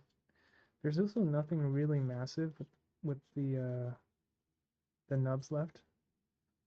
And we're also working with like a very tiny model, so maybe 3000 actually is perfect. So the divine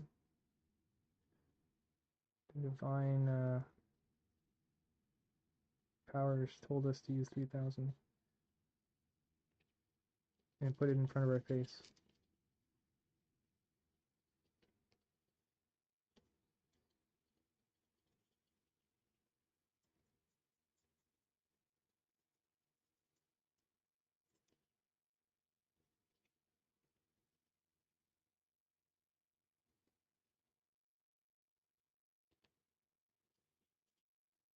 We're not using the God Hand sponge thing because this is so tiny that I don't really need the extra support pushing it into the corners. Maybe we'll use it later, especially when we prime it, but for now it just feels right not to.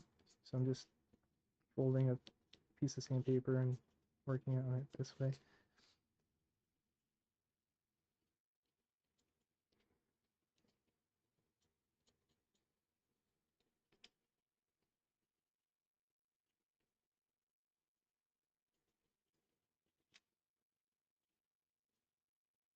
Where's my phone? I could use my phone to see what time it is. Also, we have to try to smooth out this division of the hair.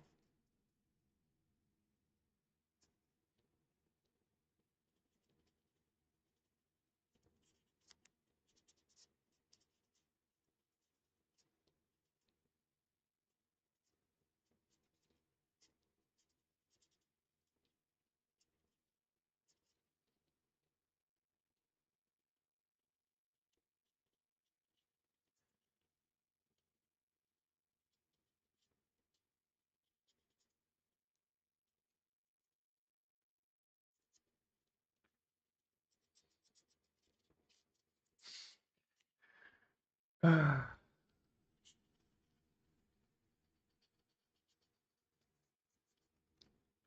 think when because I got a different chair now, but I think when I first did my first print, we had like, we were sitting on like a tripod or like a, what is that, like a fold out seat. And I remember like my back aching so much because I'd sit here and sand for like 4 hours. And then afterwards, my back was like frozen stiff. And I'm like, I can't do this again. But then I would do it again the next day.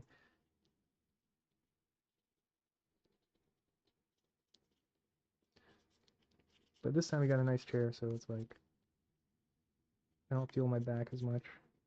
But my elbow is still kicking into this side, like leaning in. So I think my arm is going to feel stiff later, I think. I wish there was a better setup for that. We could try moving the chair. Oops. in the chair. I could try putting my arm over. Try sanding the face a little bit, just to kind of get some of the striations out of the face there.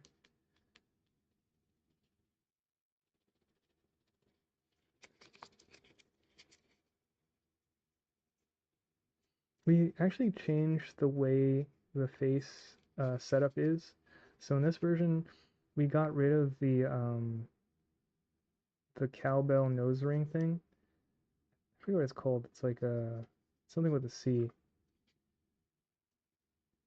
We got rid of the nose ring there, and then instead we moved it down the lip. You can actually see in this version. So I don't know how well this is going to pick up, but so we had a cow ring here, where like that nose thing, and then this one we moved it down to the lip. So now it's a lip piercing on this one. And we also added a nose piercing on this one. We actually didn't clean this up very well. Great. Did I just touch the resin? That might be resin right here. Great. Let me see.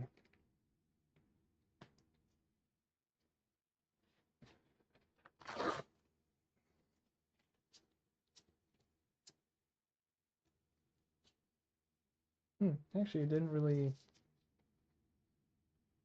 That might not have been resin. Maybe, hopefully. But let's try to be more mindful. Oh, this one actually doesn't have a collar. I just realized. Hmm. It makes the neck look longer. Um, this one has hair in the back. This one doesn't.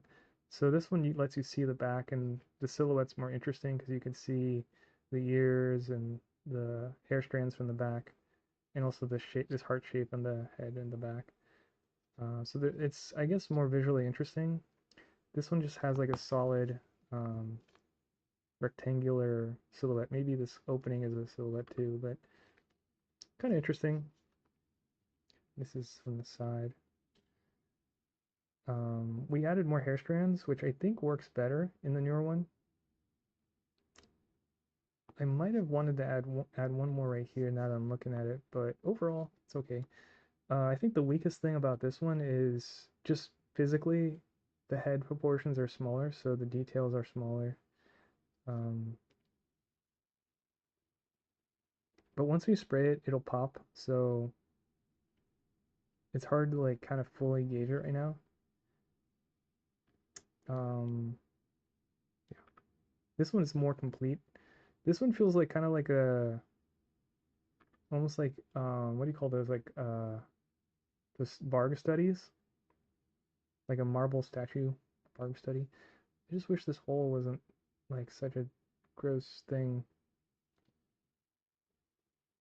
But yeah, once we spray it tomorrow, we'll see if it pops, and I'll do another side to side comparison.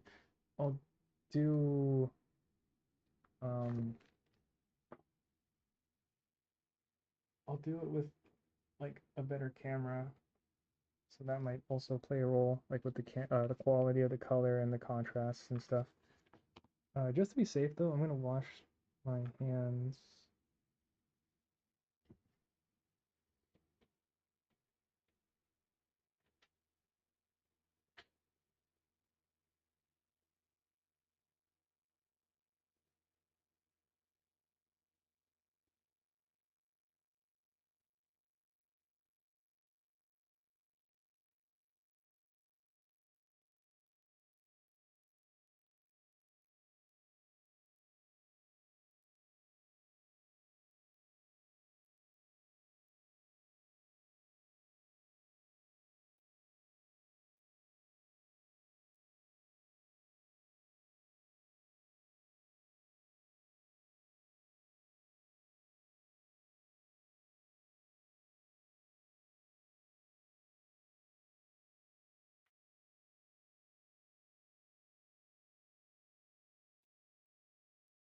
Ugh.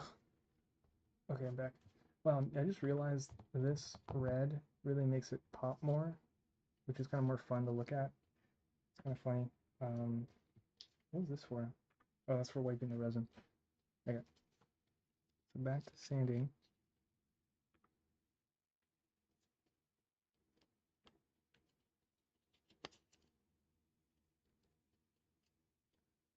Um,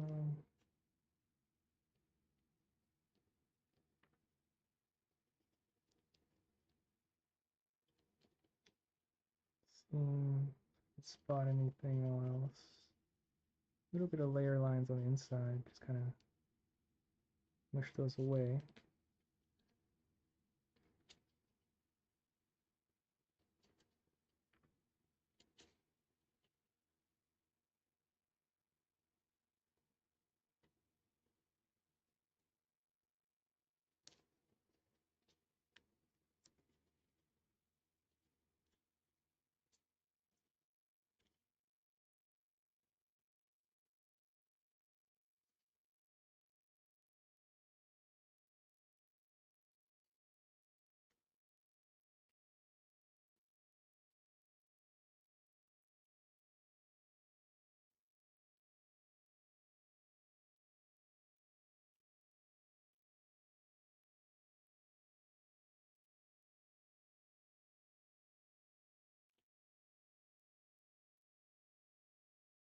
I can't tell what's happening here. Let me bring the light closer.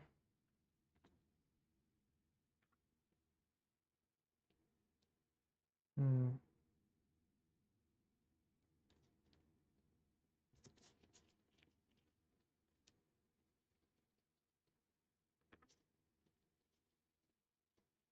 Let's see. Let's try putting the light from the back again. See if that helps us here. Get some backlighting. Glancing angle from the back here. Like this to kind of connect more.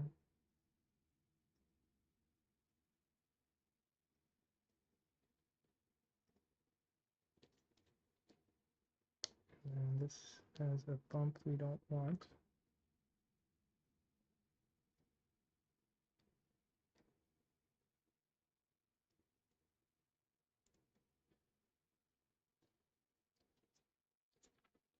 Hmm.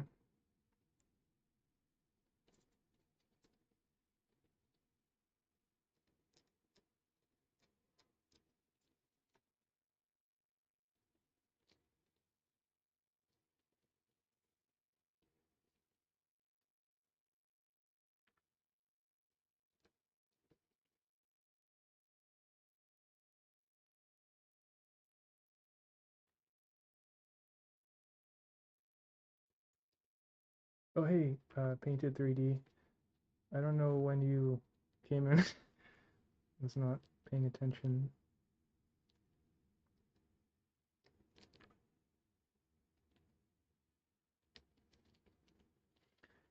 I'm like exhausted already.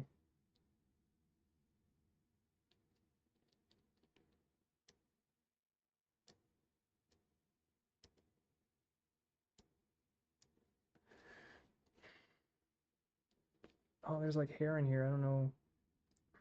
Okay. Oh, you know what? It's probably from my pants because I'm wearing black pants.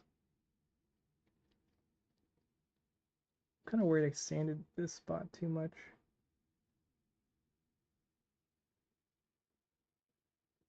I feel like I lost the shape there.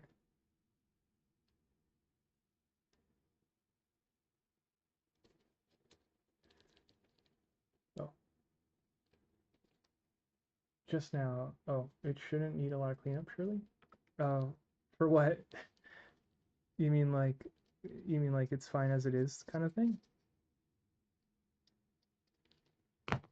Um, I do like to get like really obsessive. Uh, it's hard to tell, especially on this webcam. I don't think the quality is very good, but um, since it's like really translucent and kind of subsurfacey, you can't tell, like you can't really see like certain defects, but once they prime it, you'll see it like you'll see like the nub that you missed like right here, and I want to try to like smooth it as much as possible. It's also kind of tricky because like once you start sanding it here, you'll like get like this white scratchiness on it, and it's hard to tell if like you went too far.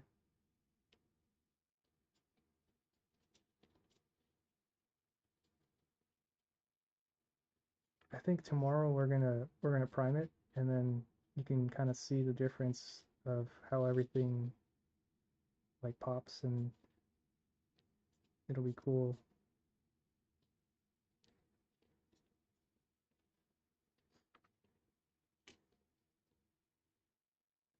On the printer settings, oh, I can't really see because of the lighting. Yeah, yeah, sorry.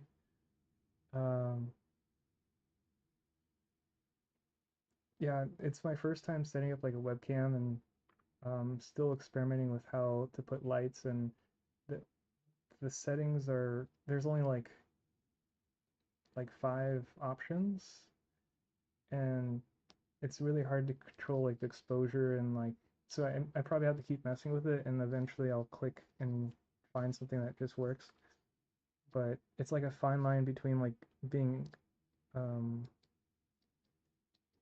overexposed, and the camera's not focusing correctly all the time. Um, but do you also stream, or do you also make 3D parts?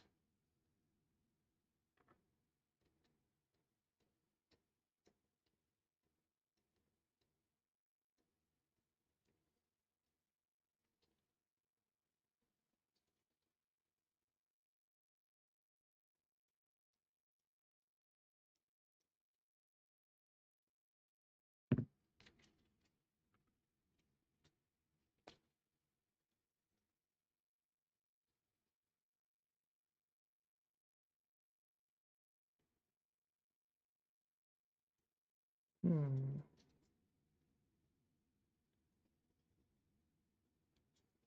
it's kind of a weird thing happening there. I don't know what's happening there. It's like it looks like a bump. I'm hoping I didn't go too far. I wish my hands didn't shake.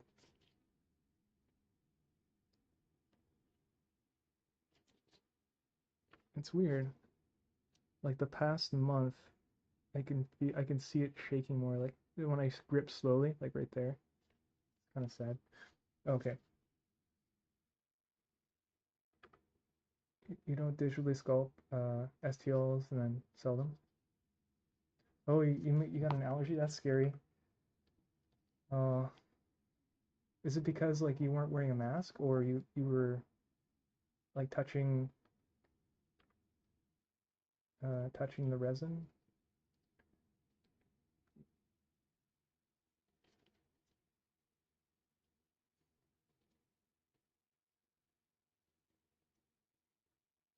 Because when I made this print, I was kind of wasn't careful. I forgot to put the mask on.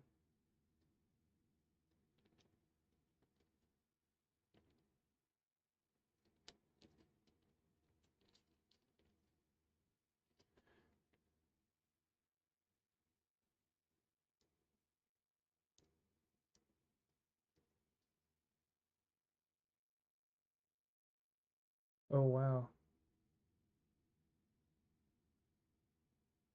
couple kilograms of resin a day.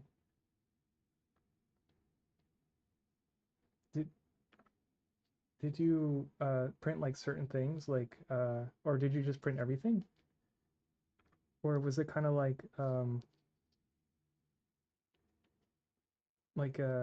someone would like kind of request like something like a car or a character?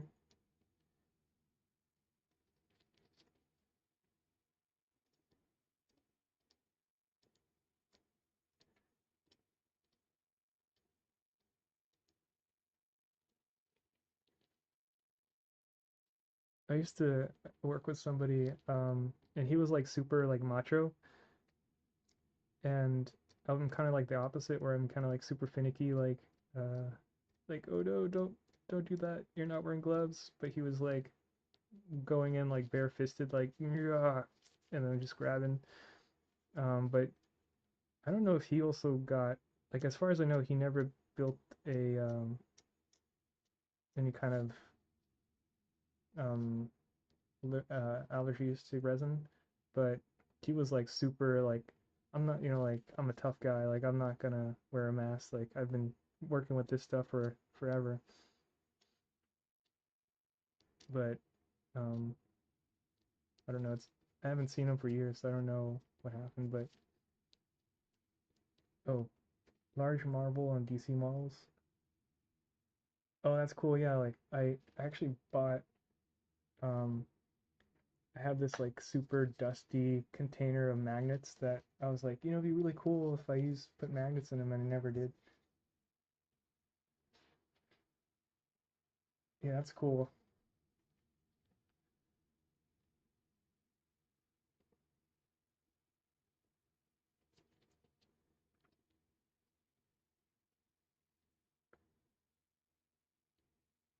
Did you paint with like acrylics or like use like the airbrush and um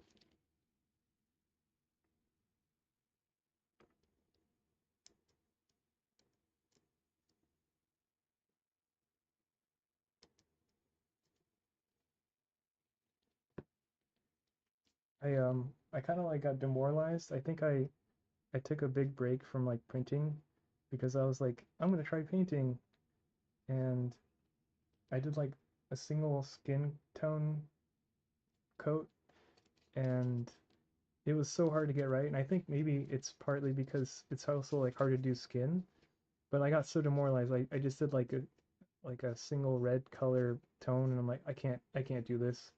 It looks horrible, and uh, I gave up. And I thought so. I was like, I don't think I'm planning on taking models past priming because I just don't have the skill to paint like physically. And then like the whole like you have to like there's dry time and like mixing paints like not additively, I think it's like, or is it, I don't remember what the difference was, where like the more you paint the darker it gets. I forget what it's called, but like all of that's like way too much to like learn and do. It's just so much easier to like color pick in Photoshop and um paint it digitally and be like, this is what it could be. Yeah, painting,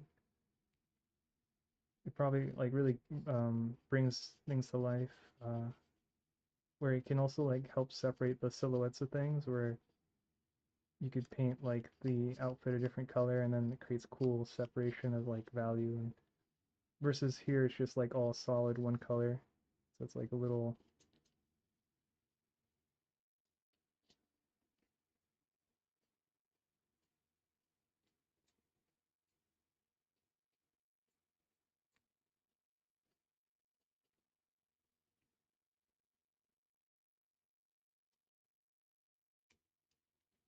Oh god, I saw dust kick off, the resin dust. I'm gonna dunk it. But that's crazy though, like you were printing like, I don't know, I'm really bad with like measurements and math, but a kilogram, or is it, am I saying it right, is it kilogram? um Kilogram a couple kilograms of resin. Could you like describe what that is in terms of like a gallon of water, or like something that's like something I can imagine? Oh, 2 gallon bottles. That's a lot. Um,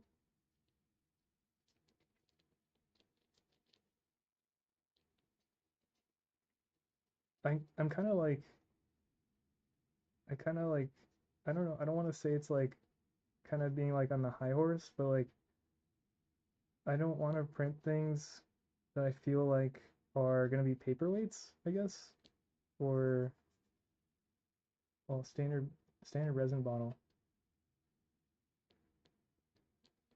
Okay.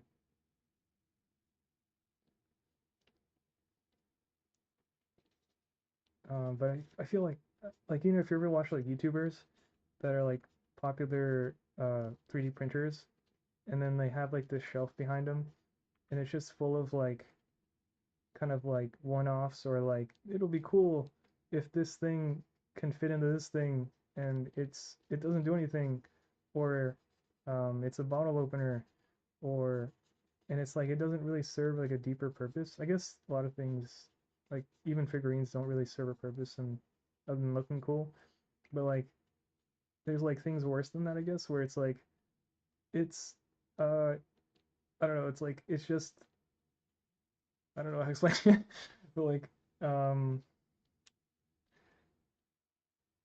it's like the whole point of it is just to show like it's just a prototype to like show off like this like was printed together, like you can't do this traditionally, like or it's it like and like I kind of don't want to print those things and then like I end up never printing anything because nothing ever like meets what I imagine to be worth printing. So um it's kind of this weird double-edged sword. Or like or like I think I saw like the what's it called, the Rock, like the actor and the wrestler, and then he was like on like slippers or something, and it's just like the whole point is like it's so absurd, and that's why you print it. There's like no other deeper like purpose. um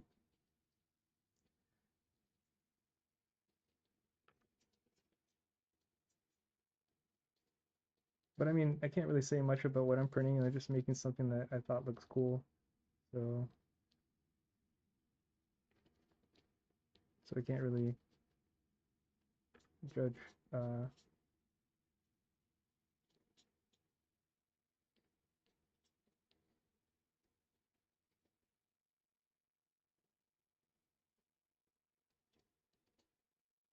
But like, can you tell me more about like what your reactions are like being like allergic to resin? So like if resin comes near you, is it kind of like kryptonite where you just like instantly fold? Like, because I don't fully understand like what happens. Like, do your eyes get itchy or like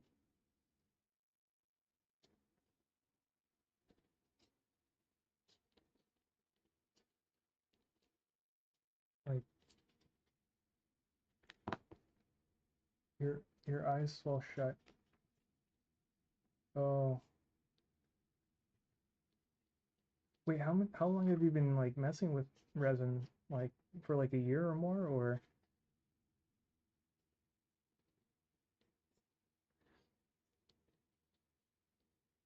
5 years? Oh,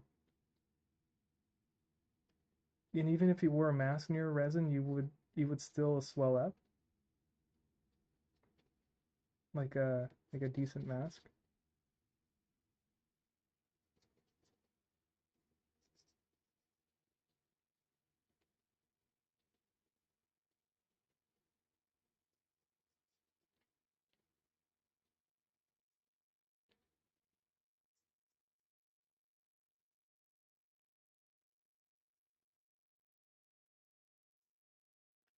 What if like they came up with like something that was like a replacement for resin that kind of worked the same, but it wasn't resin, so you could kind of go back to it.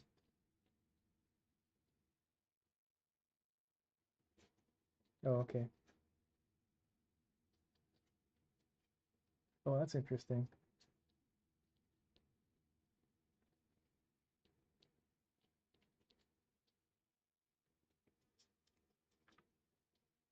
But since you still like painting, do you kind of still work with other mediums?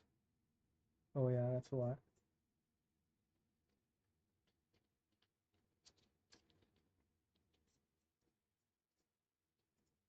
So you could still like paint, but then it doesn't have to be on like resin models, maybe. Or you could like buy, or you can maybe couldn't you like just have someone else print your model and then you could just paint it? Yeah. Oh, okay.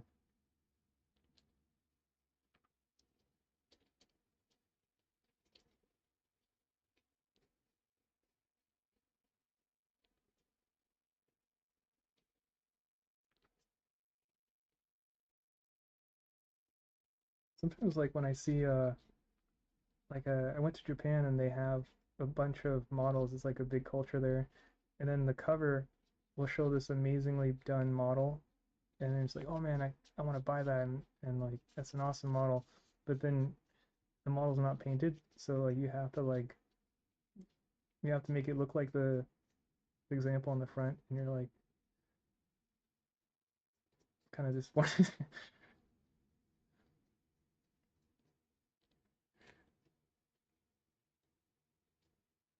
Okay.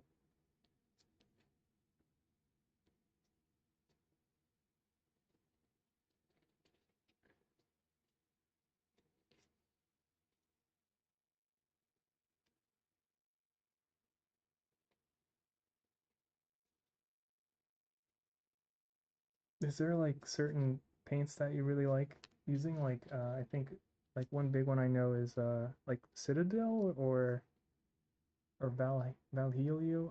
I can't say it. It's like Valhalo. Oh no, I scratched the bottle. That was a little too careless.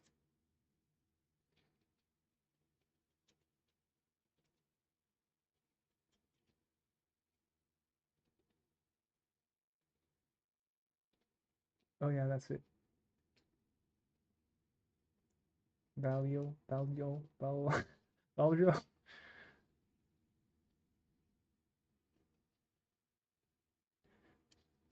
I never really heard of AK Interactive, but I don't really paint either. So uh, for me, like I'll get excited and be like, yeah, this is where I start, and I'll buy like two colors, and then I'll never use them, or I'll use it once, and then that was horrible. Never gonna try that again. Valaho? Is that oh, okay?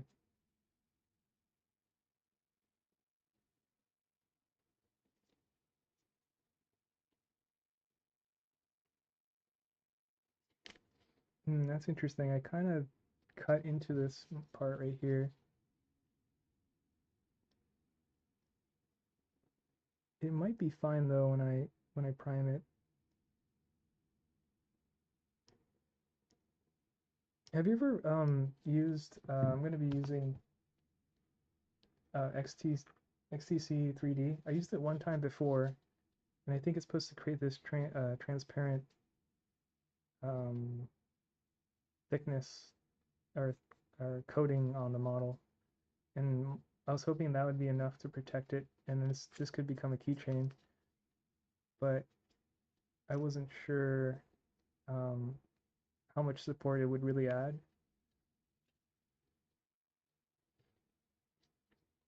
I could show the box if it helps. It's like this stuff. It helps like I guess it's more for like when you print with FDM and you got all those layer lines and you just coat this on and it'll like smooth out all the layer lines, but you lose like fine details. But I was imagining using it as kind of like a thickening surface thing, so it reduces like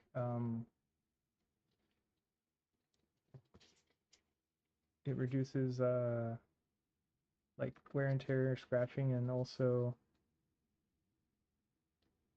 I was hoping it would add like support, but it might be too thin because I know like resin's really brittle, and if it's in your pocket and you like sit on it or something,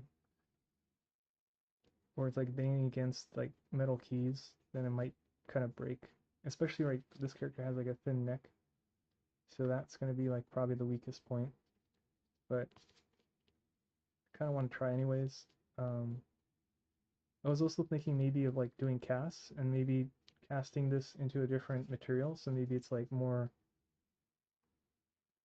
um, more resistant to like breaking. But I never really did casts, so it's going to be an interesting problem where like how do I think it's called undercuts, where like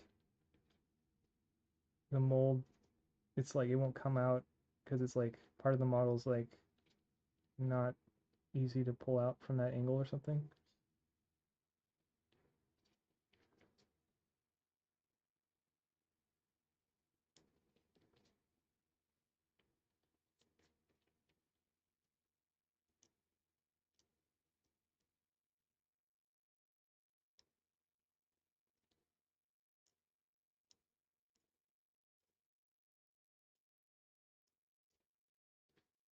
The camera angle's so bad. I could experiment with putting the camera above, and that might help with the setup. Let's see.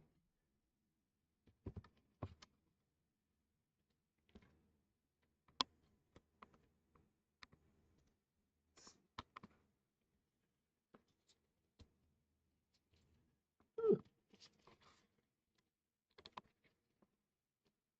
I can't have it like block me. Let's see. This. Maybe. The grid actually helps a little bit with like, this actually might be a good setup here. Let's see. It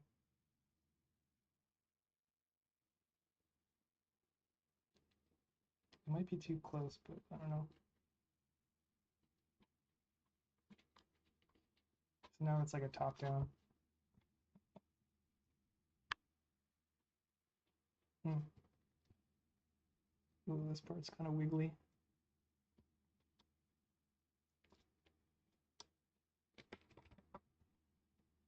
Yep.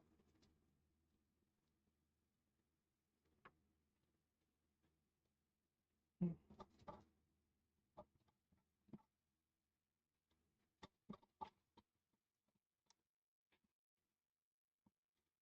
Let's see.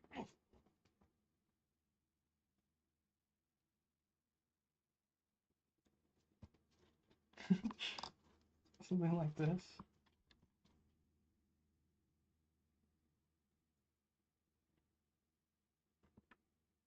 I think that's right. Cool. So a bit of a different setup. Ooh, it's kind of in the way. See how that looks? I'll put this here. Ooh, it's kind of blown out. Let's see if we bring the light further back, and I'll move this one over here.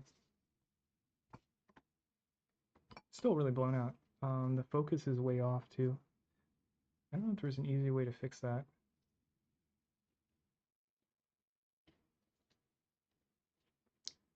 What if it was like slightly higher? Let's see, just trying to get it slightly higher.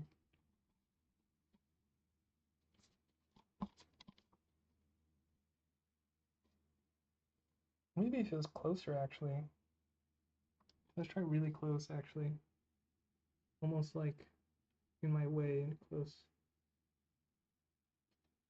Hey, that worked.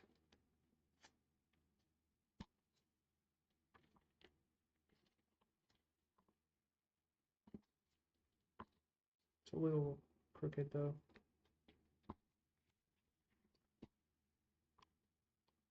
That worked.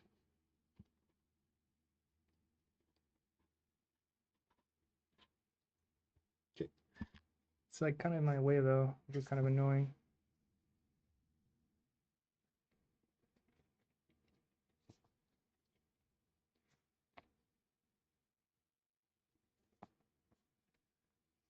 Looking for tiny imperfections. Let's cut this strip a bit smaller. And this will like kind of let us get into small crevices and stuff.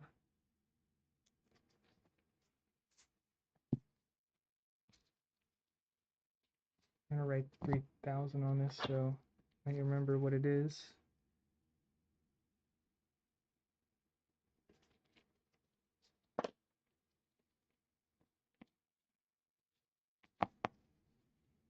And I'll kind of fold it up a little bit to get support.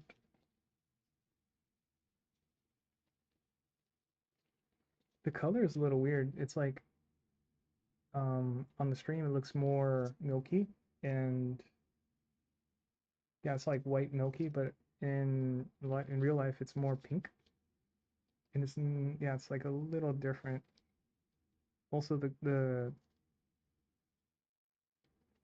shadows aren't their shadows aren't as dark as they are in stream.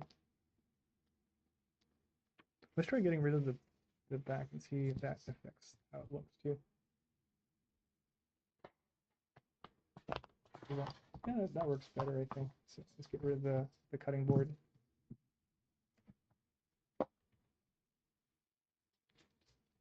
The color is still white. Let's try raising the saturation of the stream.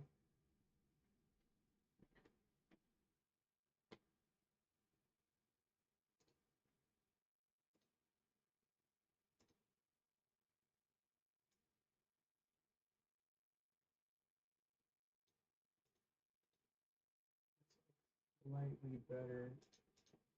It's slightly more accurate.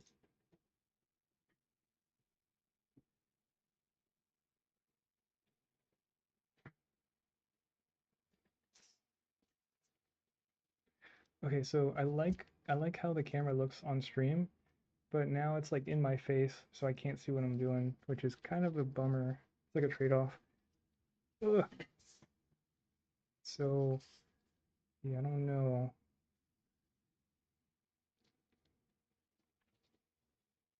Let's kind of work with this, and then we'll see. I feel like this is too much for me.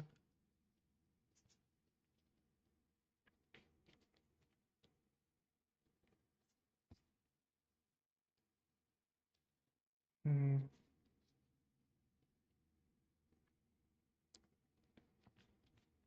We might have to use God Hand here.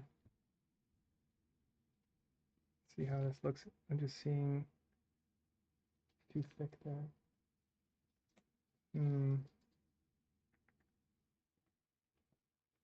We could use.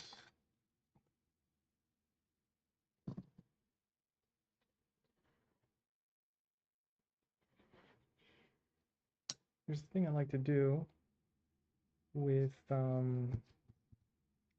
clip. Can't find a clip though. There's one. So what I like to do is I'll take a what do you call this? A needle nose plier, and then I'll take a clip, and then I'll put some sandpaper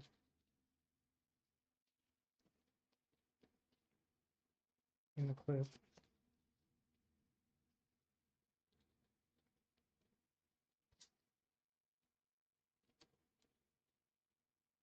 And that's like kind of holding it really close to the edge. And then I'll clip it.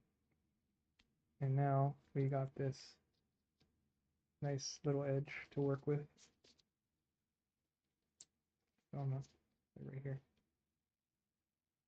And then we can go in here.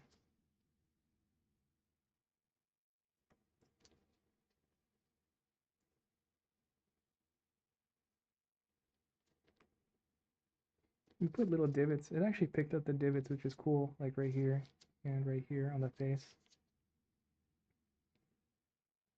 Kind of messed up here, but the hair is kind of forgiving, I think, so you probably don't have to worry too much.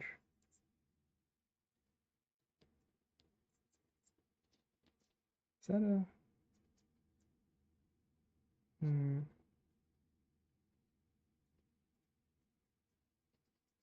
not sure if that's a divot there. Not sure.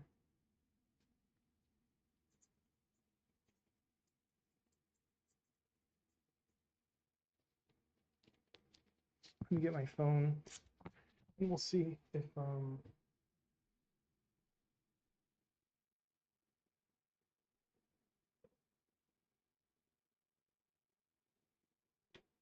I'll go AFK for a sec. I need to do something.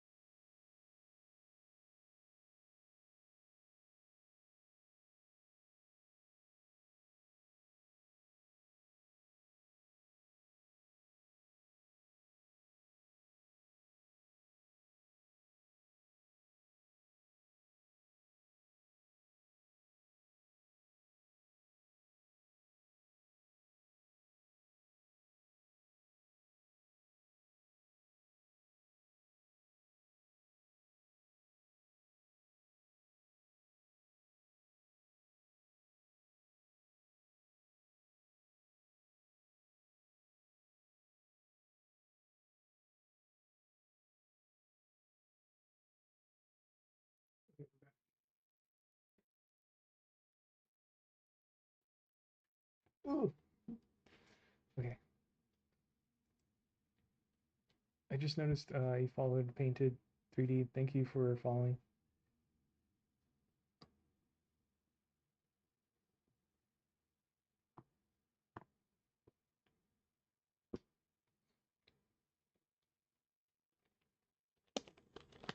What time is it? Let's see. It's 10:50, so we went over. We estimated that we'll finish in an hour, and now it's. I think it's been 10:50, so I think we started 8:30, so 9:30, 10:30. So it's been like 2 and some hours, and we still. I think we're like, if I was to estimate how far we are with this first sanding pass, we're like 80%, maybe 90% there. So we're just gonna go over it and try to make sure it's ready for tomorrow. So we'll just basically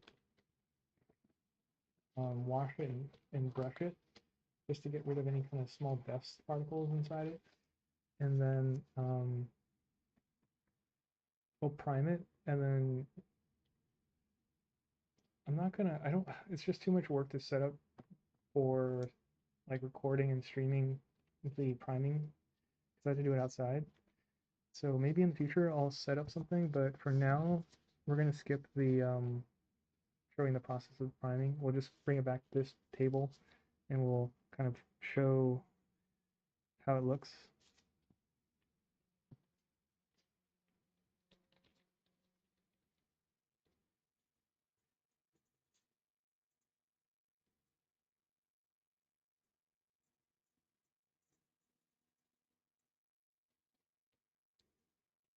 And then we'll probably notice things that just didn't work out.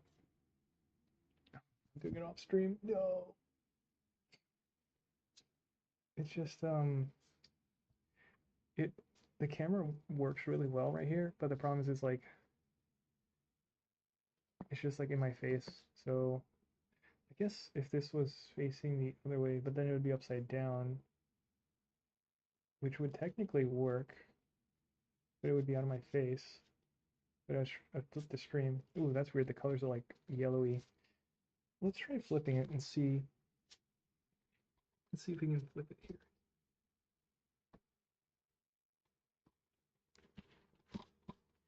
So that way it's like out of a. Let's see. Okay, so it's flipped.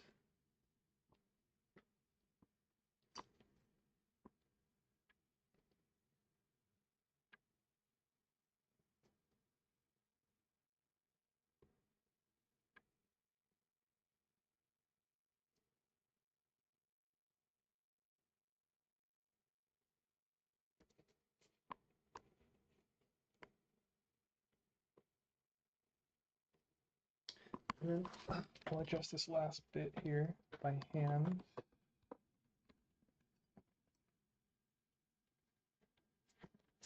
See if we can. Why does the lighting look so weird now? It's like, oh, it's because the camera's flipped, I think. This is like less in my face, which is cool.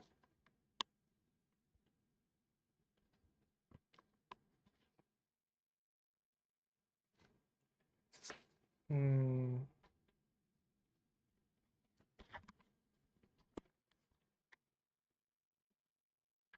Like if it worked right here, this would be great.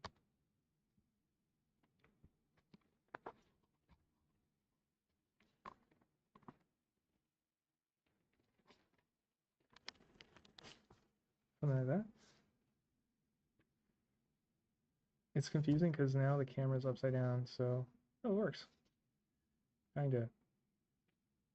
Still goes out of focus. There's like a sweet spot on the camera focus, I guess. If it worked right here, it'd be perfect though. Maybe if we brought it closer like this. That's weird. I could see like the nose. I think there's like a bubble in the nose or something. No, it doesn't work. It's too close.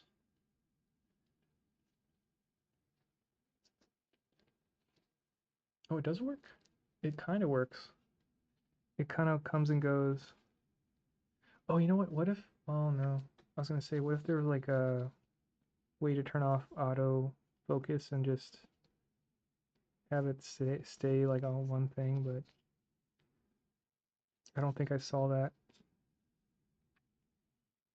I think I'm almost done. I don't see anything. Just when I said that, I see something right here.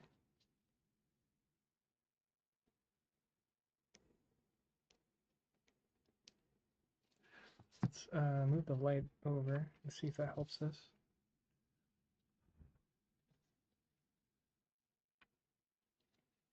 Okay.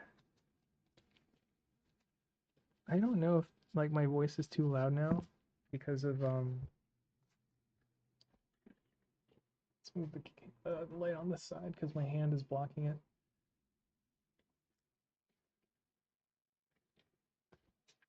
I don't know if like because the mic is so close to my mouth, my voice might be too loud.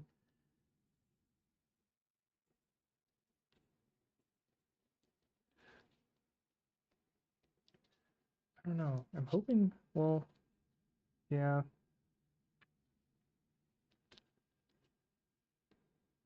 Oh yeah. How did I miss that? That's such a big bad thing right here.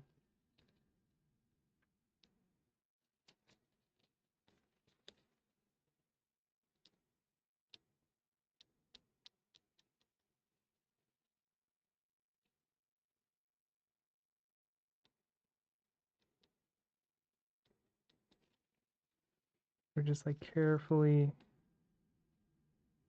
etching away.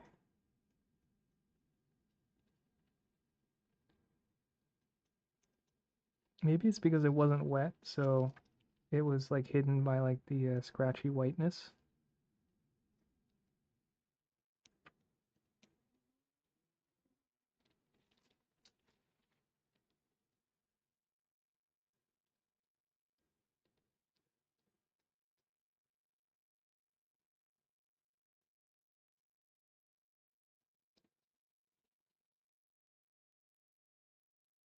Hmm.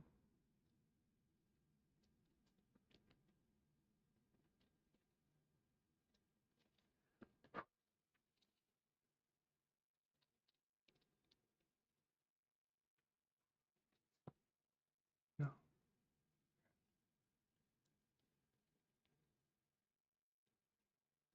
I think that's not very pleasing. Wait, is that right? Yeah, that's kind of I just noticed the restream chat, it'll it'll kind of put everything going from the latest goes to the top versus on Twitch the latest goes on the bottom in messages. So I don't like that setup, and I just noticed that. Kind of annoying. I wish it was flipped. So it goes from like oldest to newest going down. It's like going from newest to oldest.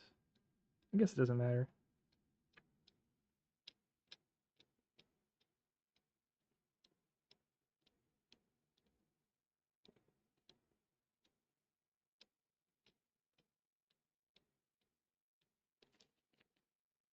My my obsessiveness coming in handy, trying to find all these little.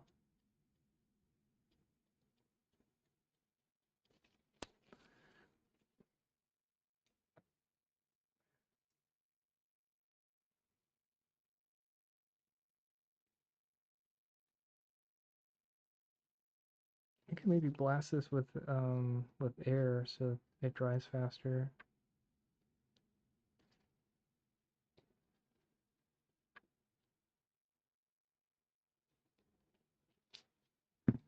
In the meantime, I'm just gonna do like light sanding everywhere.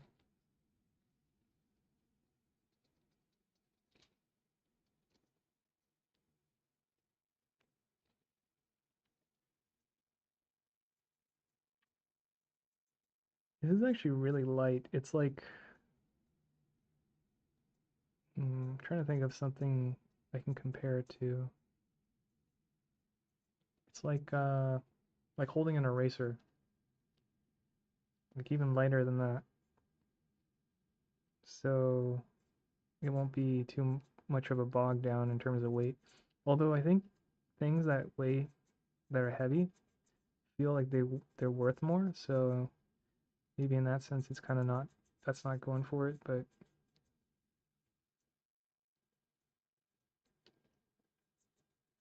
I guess if you were to cast this in a different material, and then you put like ball bearings, it would be heavy. That'd be kind of cool. Make like a cast and then fill it with bearings. And if you make it transparent, that'd be kind of cool too. Like a transparent resin and then put ball bearings. Although it might look kind of like like it doesn't make any sense, so maybe it doesn't work. Maybe like if the model itself had some kind of relation to like having metal balls in it, would be kind of cool. Be some kind of like sci-fi.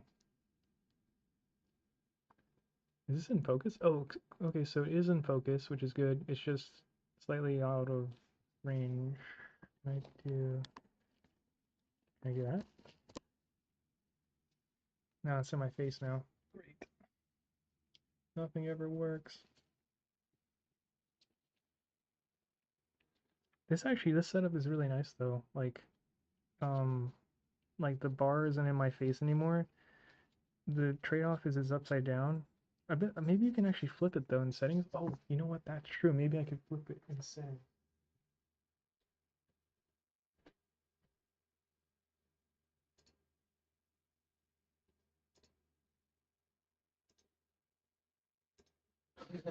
There you go. Yes. Nice. There you go. Oh, oh, perfect. So now it's like actually what I see. Yeah, perfect.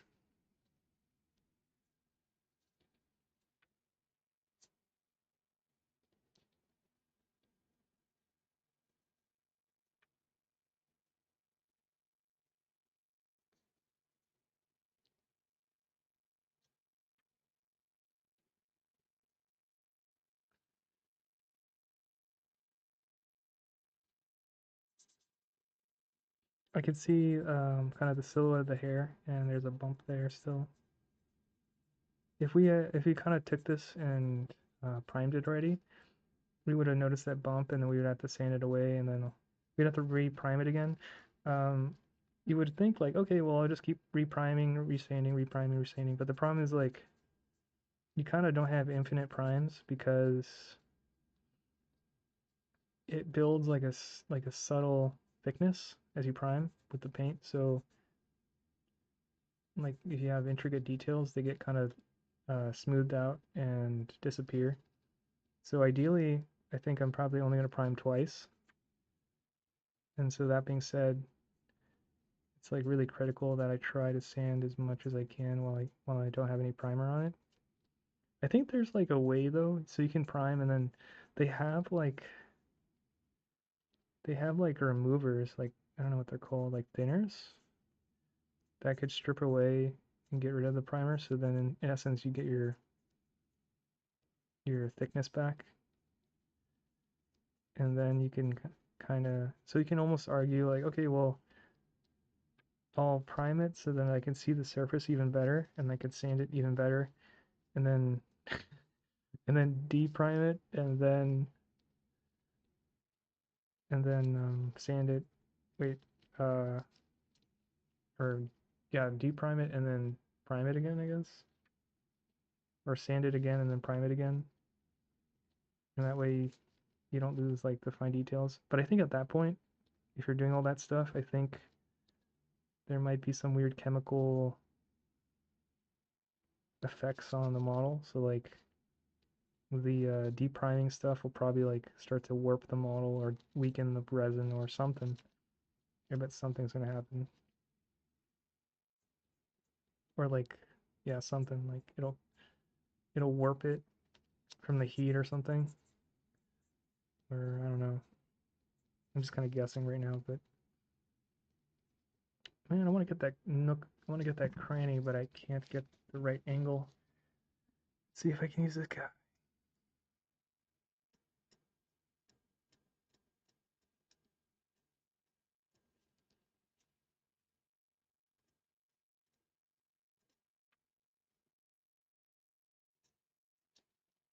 I want to try to like finish by 12. I hope I like actually finish by 12.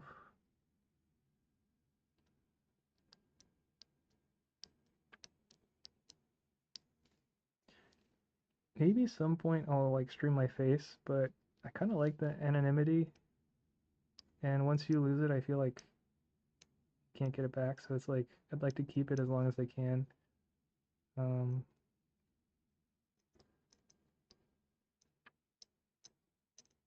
I thought about using like an avatar, like a 3D webcam avatar, but I felt like in some weird way it has like this undertone of deceit where people are like, "That's not you. That's not your voice does not match that." And there's also like the disconnect where sometimes the character is like double blinking or just like snaps to a different pose because there's some weird delay. So just generally it just feels like it'll be a distraction. So kind of like not really opting into doing the. Cause I thought it'd be cool to make like a character, but then we'd have to like learn the whole process of like how to rig it. And wow, I missed this little support in there.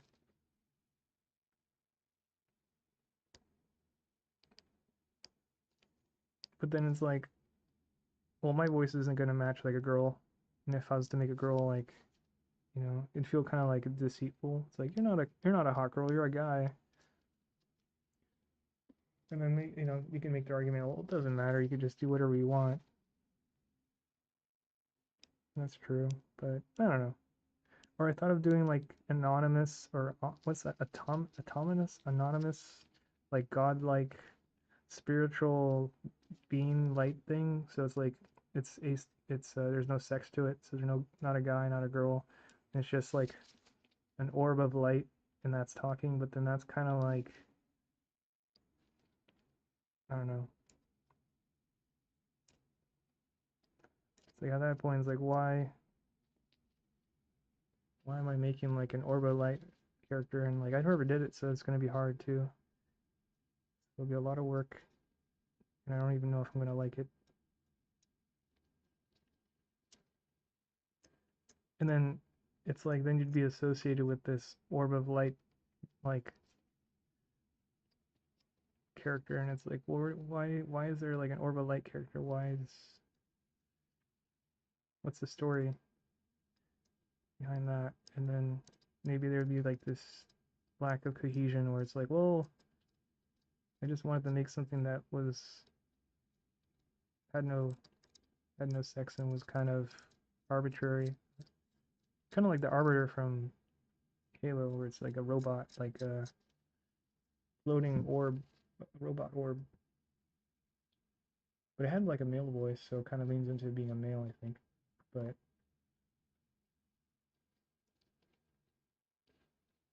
wow, I mean, I think we got really far today.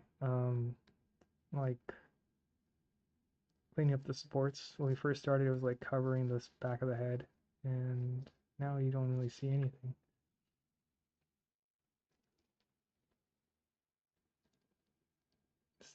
Camera's still out of focus. Kind of a bummer. Wish it wasn't out of focus like that. What if I lean it on the floor?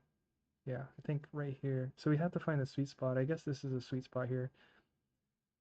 Let me get a ruler, and then that'll help me like gauge it next time. So if I was, oh, you know what? I just realized, um, vertically it's correct, but it's actually mirrored the wrong way. So this is actually my left hand, but it's gonna look like my right hand. But anyways, let me see. I'm gonna fix that in a sec. So this thing, the camera is roughly 5 inches, 5.5.5.5.5.5 inches away from the table. So I'm gonna flip it the other way too.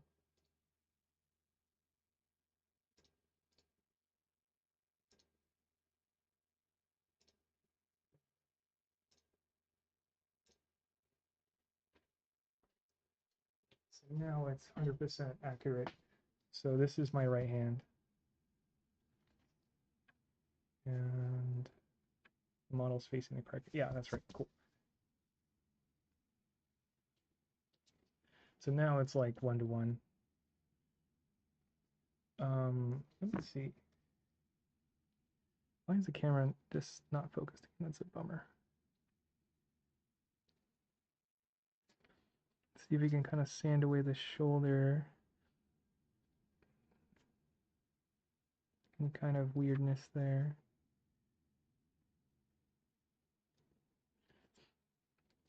We were trying to prevent any like sharp pointy things from pointing outwards, which I think we weren't really planning it, but we did pretty good preventing from like pointy things.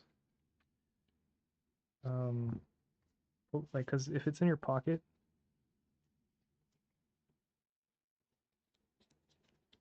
this is too big. Let me cut this in half, and then we'll write 3000 on it. This one has 3000, so that one's good. Here's my pen.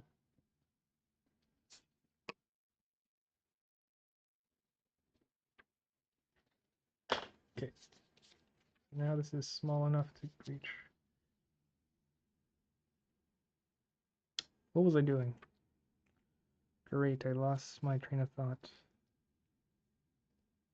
There's a spot I was doing, I don't remember where it was.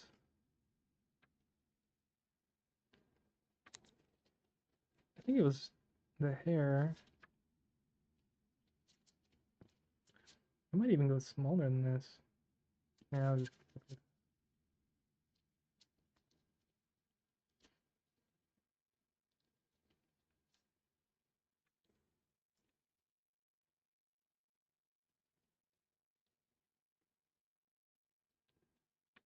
Yeah, it kind of bums me out. I forgot what I was doing.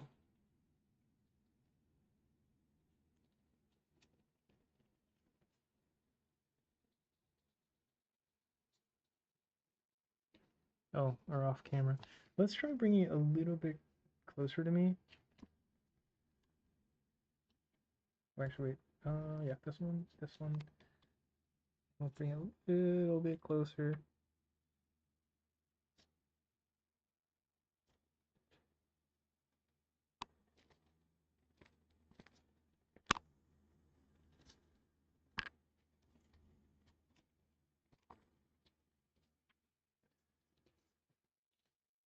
And bring this light a little bit closer. I'll use this kind of as a fill light on the side. Maybe bring this light higher. Oops. Oh, that's loud. Whoopsie. Let's see. Ouch. Let's see how that works.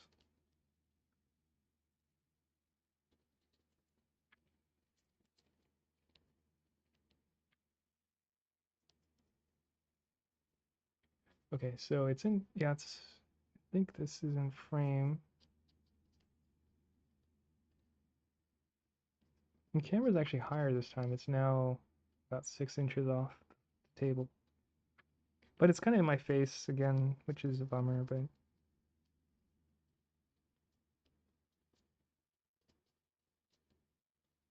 I think it was a good idea not to add a cut on the collar. I think it would have been like, is that a mistake? It wouldn't have been, I think it wouldn't have read as an intentional thing. I want to do like a sci-fi helmet, I think, pretty soon. That could be like another keychain.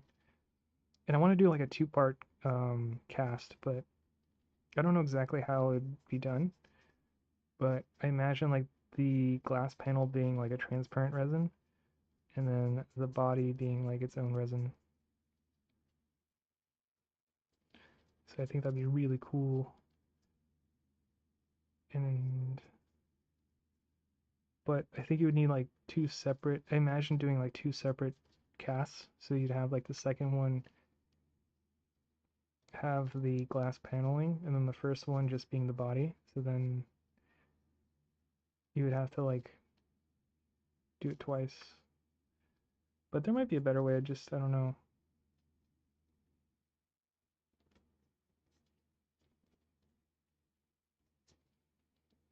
Let me see. I haven't tried this with my actual thumb, but this feels good to me right now. Like this. Just even at like, I didn't expect it to feel that good. Just to put my thumb in there. It's kind of odd, but it's like satisfying.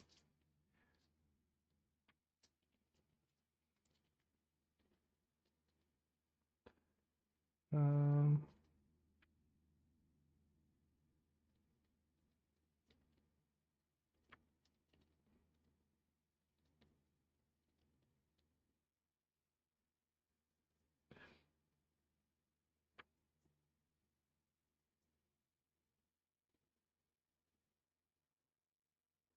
It'd probably be smart to set up like uh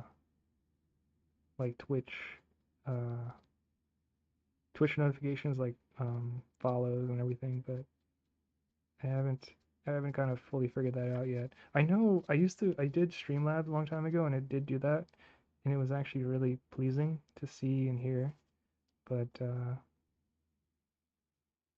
maybe I don't know. I think you have to for if you wanted to set up Streamlabs and stream to two separate sources like Twitch and YouTube at the same time, they charge.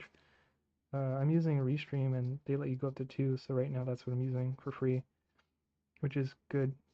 Um, so I don't know, maybe we can look into. And I think Streamlabs has a bunch of other options too, which makes it kind of really fun, but not sure.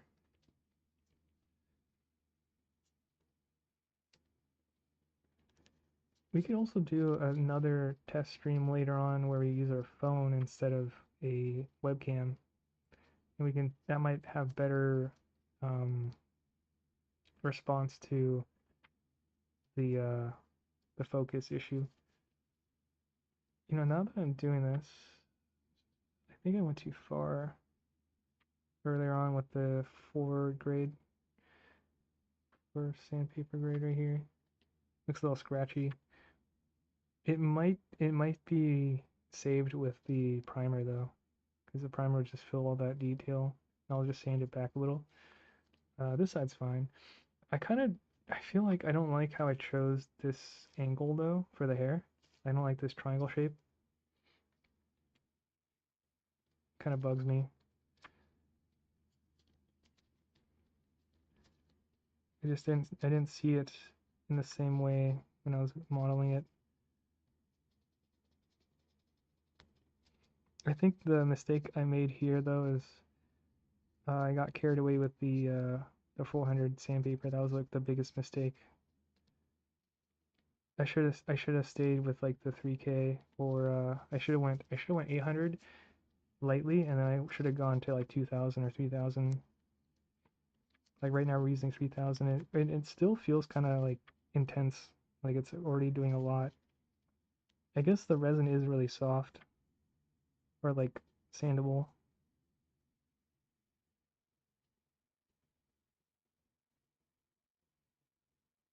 I might have to go in with thing here. Ugh. Can we go lower in this chair? Let's see. It just feels too high. Oh, we can. Not too much though. I can see this edge not being flat. Let's try to flatten this edge here.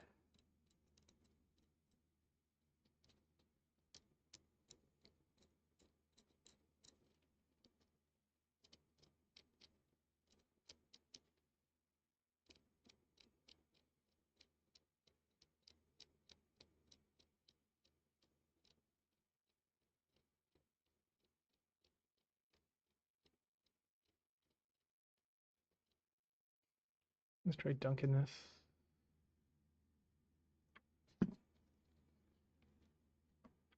Well, you know what would be kind of fun? I just realized um, this light this it's called a let me wipe my hands here. It's called this small rig light here. But what's cool about it, right now we're using white, but you can change it to color. Oh, the battery's almost dead. But I can change it to color, so we can have this greenish blue. Whoa. Kind of give it like a Halloween effect. I think I have to charge this soon. I have, where's the plug for this? Yeah, look at that, that's so cool. I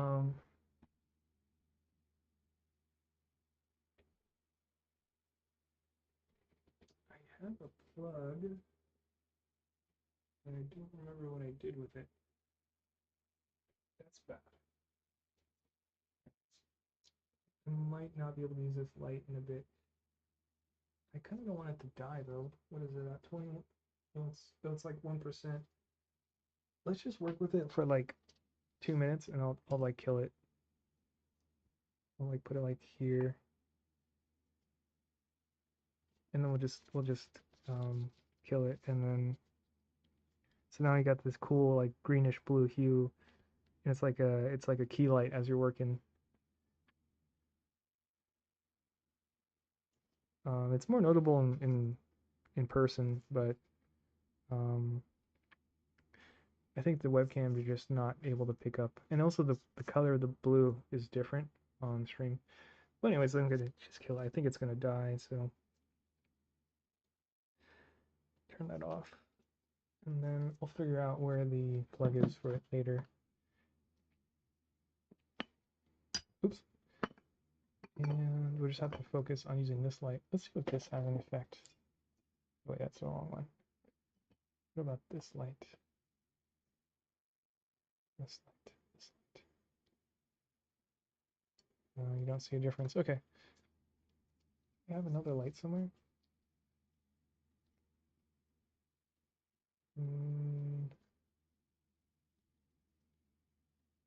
Oh, I do have another light. I don't know if I want to use it though.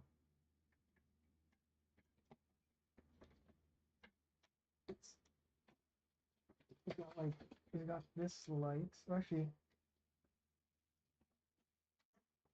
this might actually flicker because it's a LED, like a cheap LED.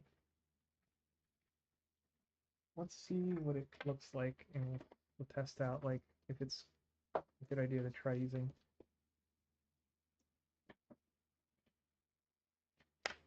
We also don't have a stand for it, so it's gonna be tricky. Oh, that's really bright. Oh my god, my eyes. Let's see how it looks on stream. Um, Interesting. It took the camera out of focus.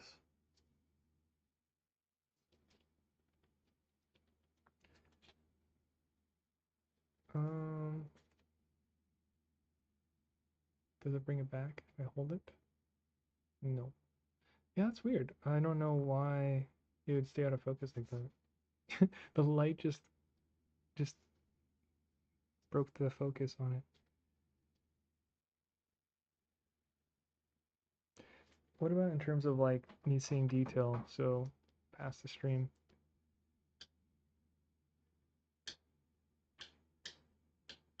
Yeah, I guess it's worth having on. Yeah, it actually helps a lot. Wow, okay.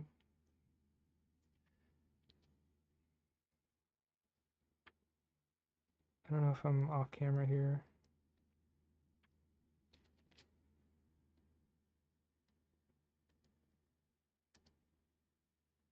Ooh, nice. There's like a little support in there.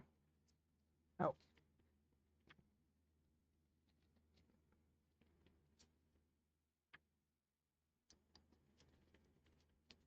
Seeing tiny supports here.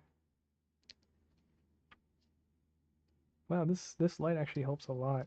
It's kind of filling in the crevices that I didn't see earlier. It's also like more of a cooler light, And then my other light's warmer, so that might help too.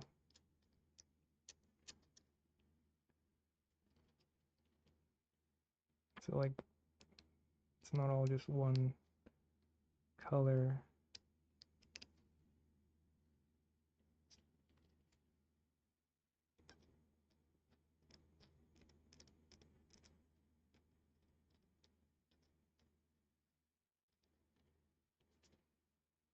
Any other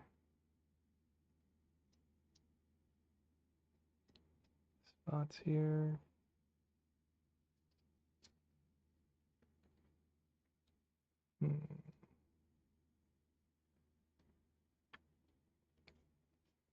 We could sand part of the face here. Just lightly sand the face. As I see slight the steps on the face a little bit, get rid of some of it. I'm kind of worried though, because I don't know if this is the smallest face we've printed. Let me think. It might be.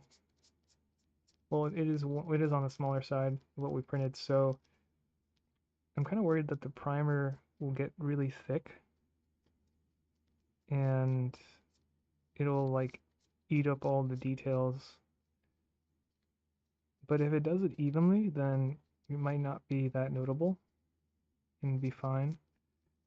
So we'll see how that goes. But we're gonna see what happens tomorrow.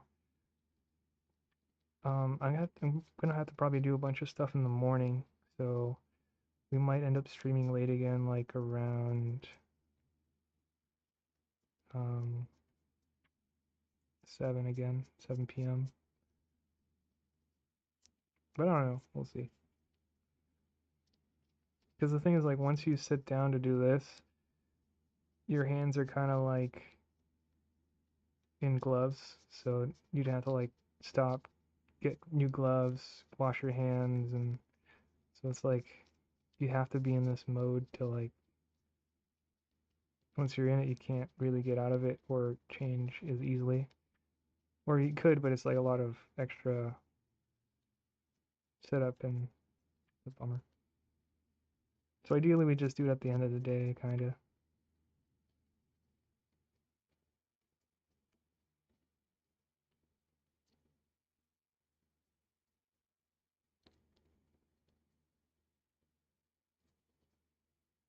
We also actually didn't fully cure this model, so it's a little on the toxic side, I think.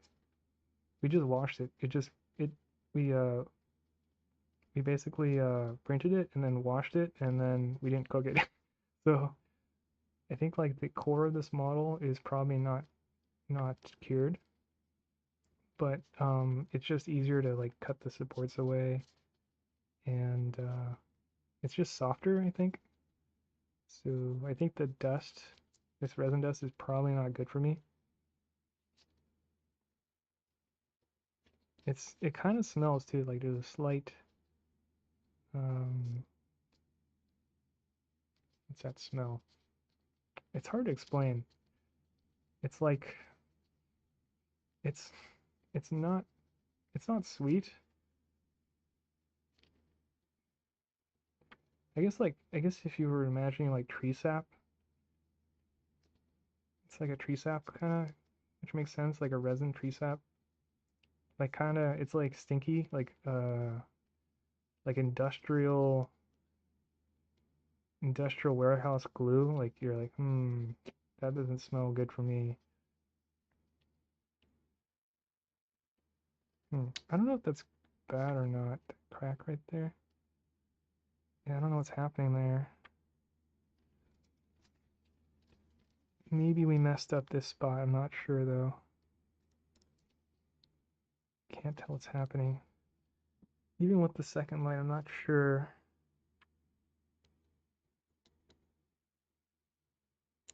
Yeah. Try to sculpt it a little bit. Chisel in this. I don't want to like make it too scratched.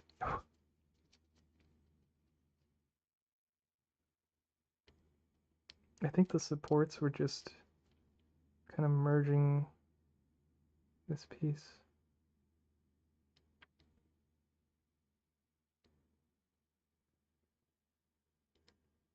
Try to cut away a little bit around it. The problem though is if I do this too much, it'll look scratchy. And like, it looks like I just scratched it with the razor, which is what I'm doing. So I can't do too much of that. Let's try dunking it. What's kind of weird is this light, to me, like in person, looks like really neutral. Maybe like a little cold, but it's really neutral. But on stream, it's like blue. I think I have a hole. Yeah, I have a hole in my glove. So I gotta put on new ones. Yeah, that's kind of weird. It's like off blue. I don't know when I had a hole in my glove. I had it for a while. My fingers all my fingers are all microwave hot dog wrinkly. It could also be from my sweat though, because I'm sweating in the glove, but it's obvious that my index finger is like all soggy. Great.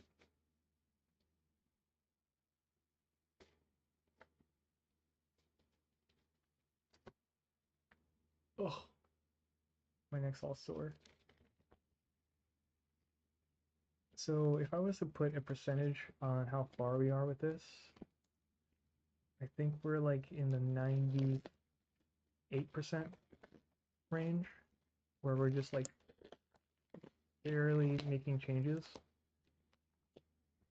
So we're kind of getting into the obsessive phase, and we're getting like less return on our investment of time because we're like it's barely noticeable. I'm hoping like the shoulder is okay. I think yeah, the shoulder's kind of funky. Once we prime it though, the scratches will kind of disappear with the values all kind of becoming the same.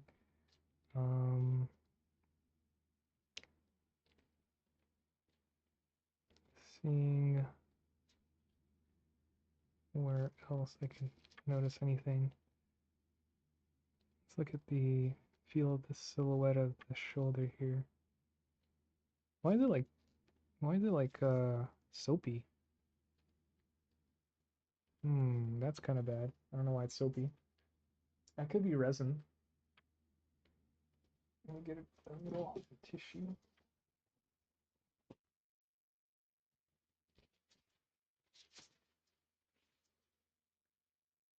Okay. So I felt something. Oh.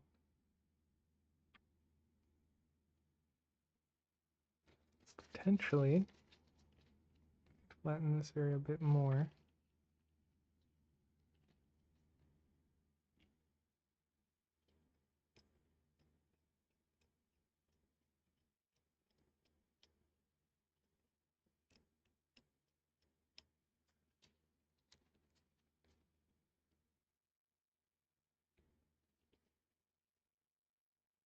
Yeah, I could see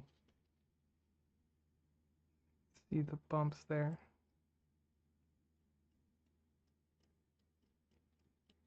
So just kind of chisel away those bumps. And then you'll kind of feel a sweet spot. Sometimes you're like, oh yeah, there. And you can see the flakes happening.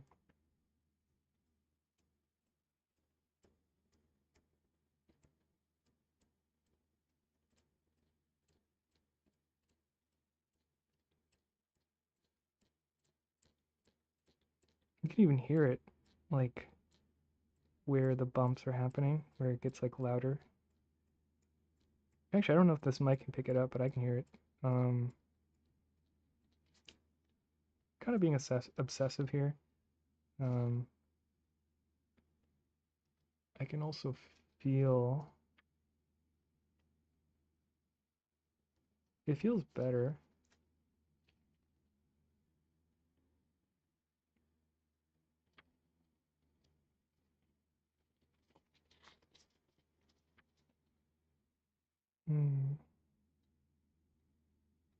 Not sure what's happening here. Try to get that smoothed out though.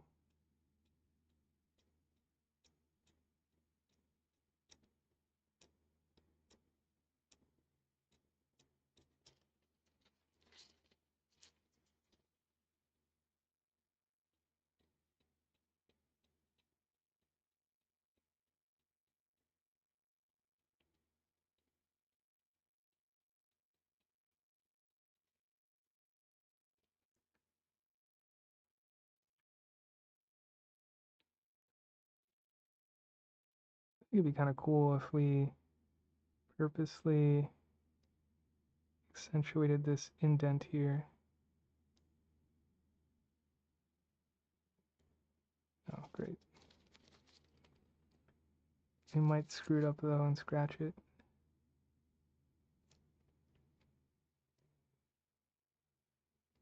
Or like indent the wrong way. It's probably better to lead with the back of the knife instead of the front blade, because that just cuts and then it'll like make its own, it'll start its own like edge to follow, and then you'll lose control of it. Thought it'd be fun to like add a bit more. Looks a bit more scratchy, sadly. That was the trade-off. So, was it a good idea? I'm not sure. Once you rinse it, it'll probably be less noticeable.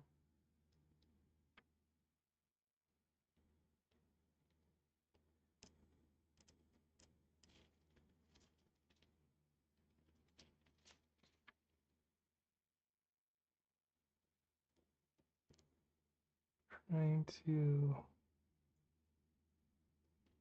cut along here.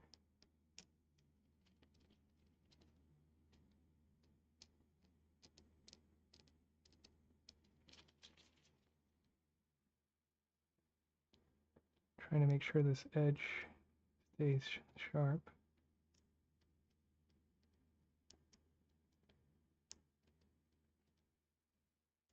Get rid of some of the bumps on the neck there.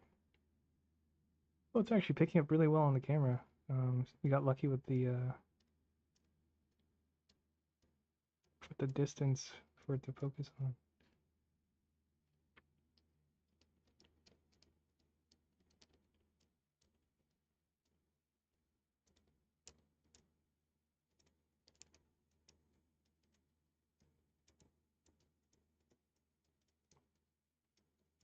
See if we can get it to the point where I'm not feeling the bumps anymore. Let's see. Right here I feel bump.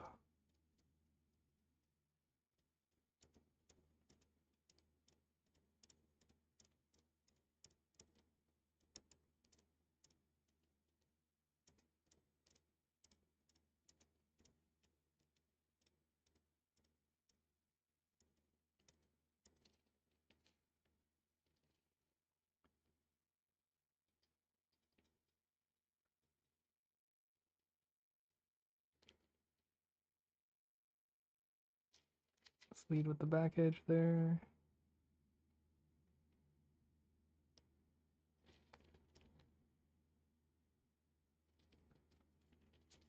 I might dunk this again. That'll help get rid of some of this white scratchiness.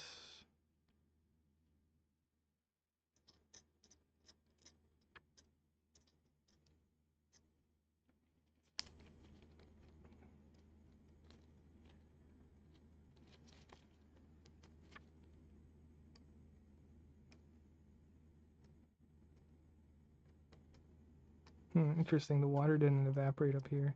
It got stuck in the crevice and it never evaporated.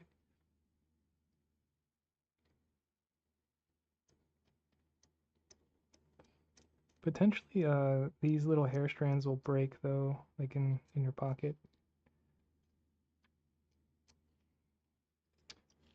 I wonder, maybe for my first time messing with the silicone casting stuff, we can make a silicone mold that's like maybe like a test. So it doesn't have to be this model. Or maybe it should be this model maybe.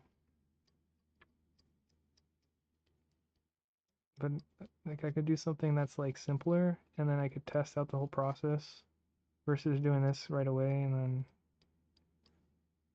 it messes up not because of the process but because the model itself can't really easily be casted or something. So I'm not really sure. We ordered like stuff for casting and it's supposed to come in about a week, so still got some time before testing that out.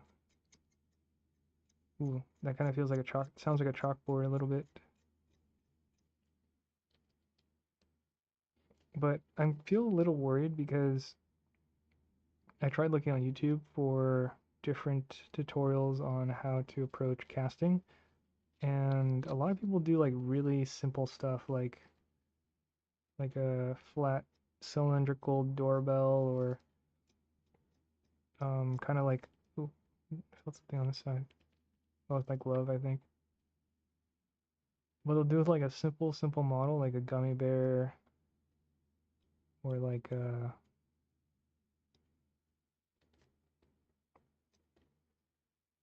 doorknob, or like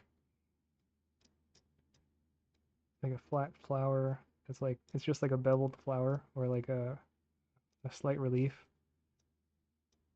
And I don't see anything where they're doing like a full character, so I'm kind of concerned. And I'm sure there's like a whole process and why people do the things they do. And like when you see those action figures in stores, and like you'll see a certain line across the model to show where they kind of have the division of the cast. And there's like a whole pipeline as to why they put it there, and like that's the most efficient and least destructive place to have the thing, or most accepted. And it's like we're going in without kind of fully understanding that, so it's going to be like, that was dumb of me. Why did I put the place where the cast is splitting from right here? There was like one guy I really enjoyed watching on YouTube. He would talk like with a really nice, like laid, chilled voice, and he had like a little shack in the back of his house. I think it was like Cool Man or something. He had like this deep, raspy voice, and he would make these kind of almost like retro style figurines that were like kind of like, I guess like 80s action figures, kind of like Ultraman looking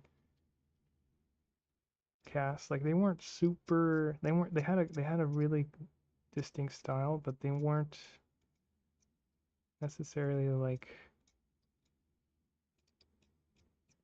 aesthetic. Wait, what am I trying to say? They weren't. They weren't like. What am I trying to say? They didn't have punchy details. Like they were.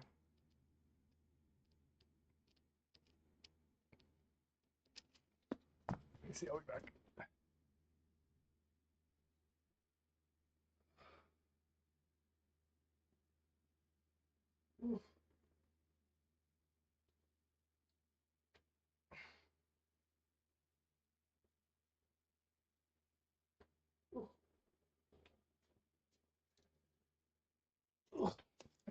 Stretch a little bit.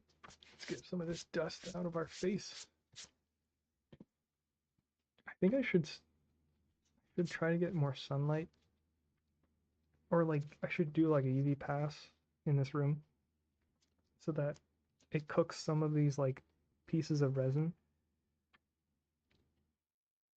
because I have them everywhere.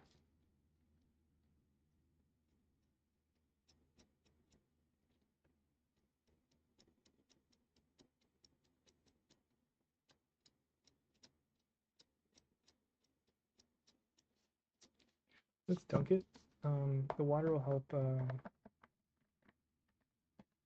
with the sanding too. So it's like 99 or 98% there.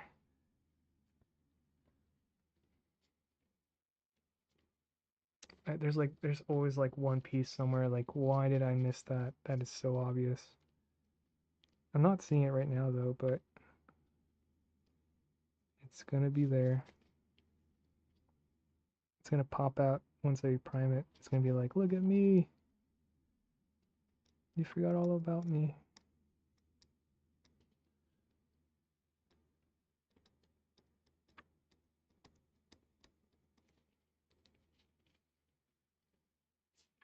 I want to get this angle, but I'm not able to reach it here.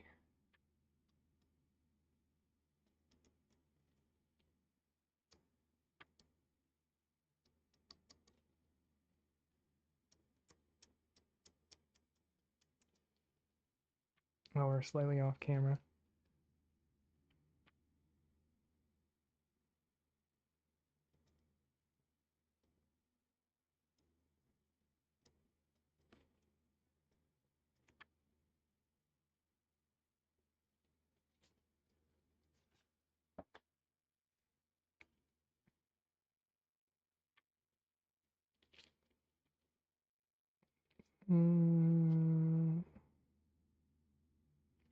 Oh, there's a spot we missed.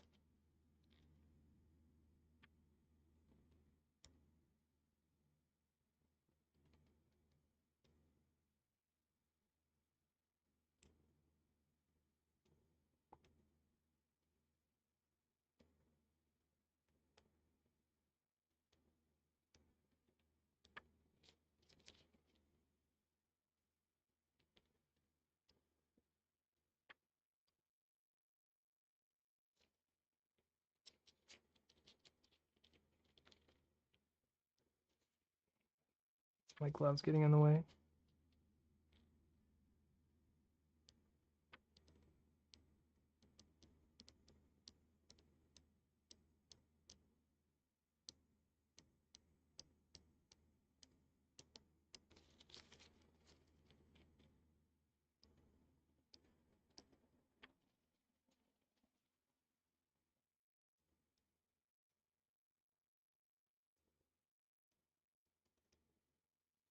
Kinda can't tell. I think there's a support stuck on the tip of this, but I can't see. Let's move this light slightly away.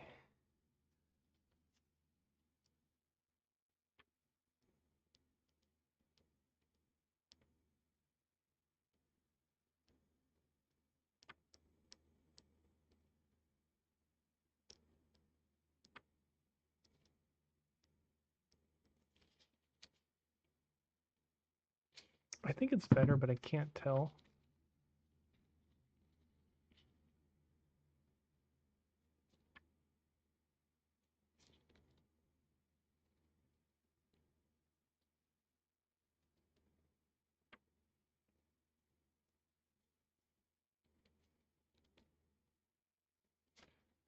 Let me see.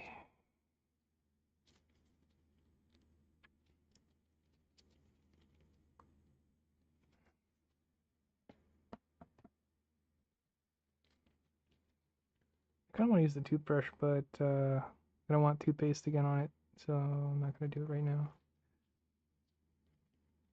I might back away from this, and then we'll come back to it again if we feel like it's good enough.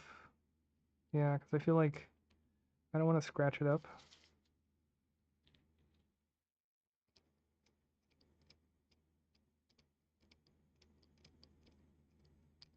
I noticed this isn't flat, so.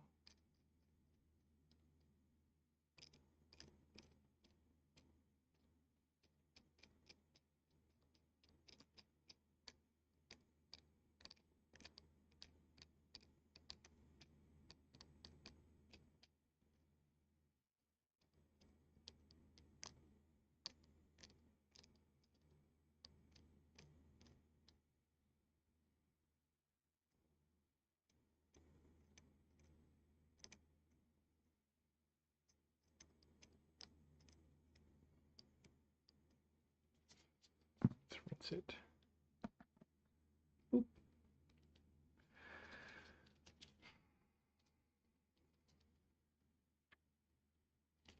Oh, I noticed something. Okay, so I can see bumps here. Yeah, I can see bumps here.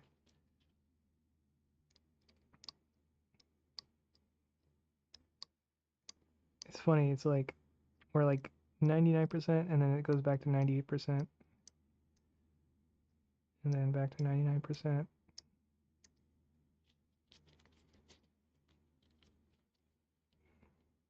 I'm mostly seeing these because I could see it compared to like the background of the pad.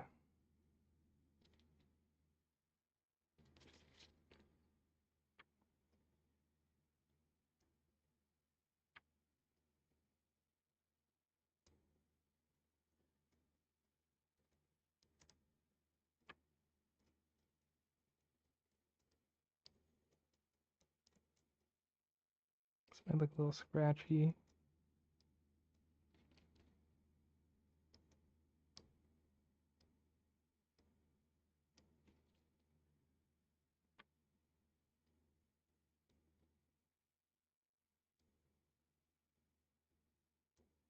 Sometimes like if I go too much into this sketching, it's almost like we're resculpting it a little bit. I'm getting a lot of pieces coming out from there. And dunked it again. Yeah, that's good.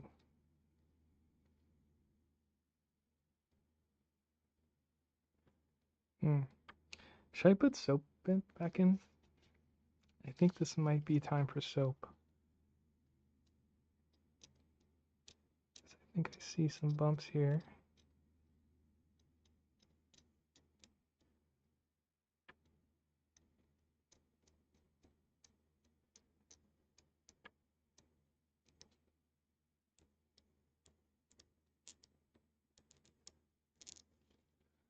What time is it? It's 11 or something, isn't it? Oh my god, it's 12. I'm like, I think I lost track of time. I was off by an hour. That's crazy. It's weird because like I feel like I love being obsessive, so this kind of feels, it gets me in the flow. Where it's like, yes, I can kind of really concentrate on this thing. I think these are all support bumps here, so I'm gonna try to smooth it out. But again, because it's hair, you don't have to be perfect. It'll pass as like nubs from the hair. But I want to try my best to smooth out where I can so it looks as intentional as possible.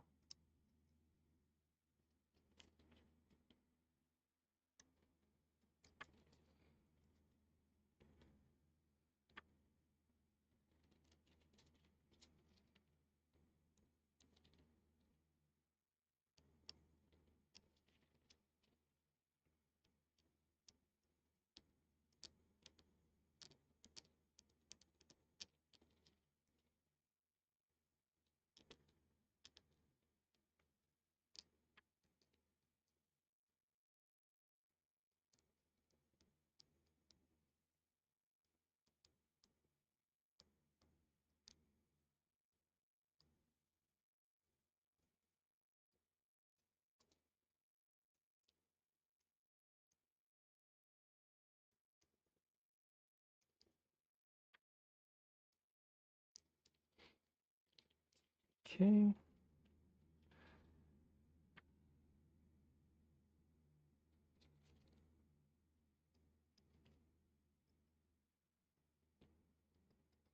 I could run a pass of sandpaper on here too.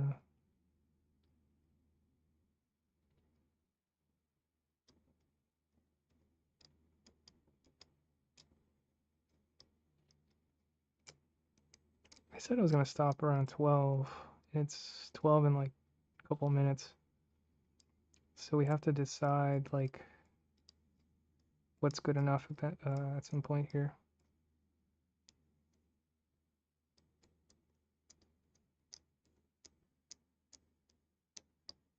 It's a race against the clock.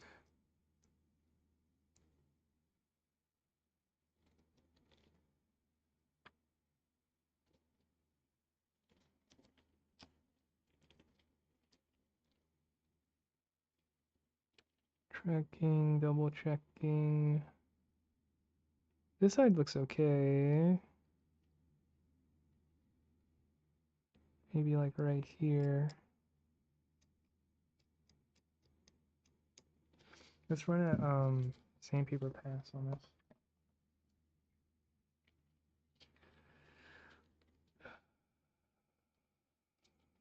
Oh, I just noticed this edge.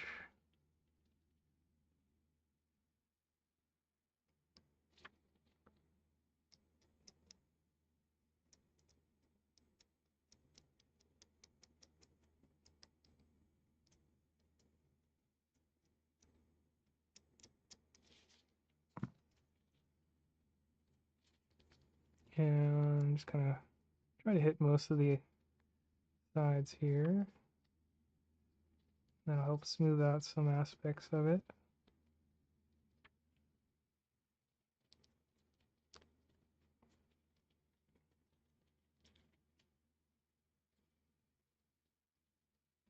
It's all like bumpy everywhere, so it's kind of hard to really get in there.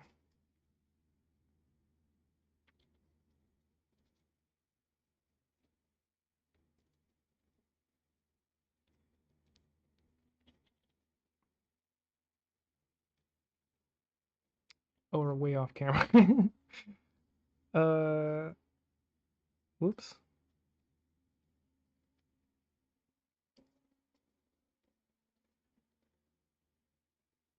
I could see the silhouette of this piece like kind of being bumpy. I'm trying to get that more rounded there. We'll try to go up to like 12:30 and then we'll kind of like pull ourselves away from this.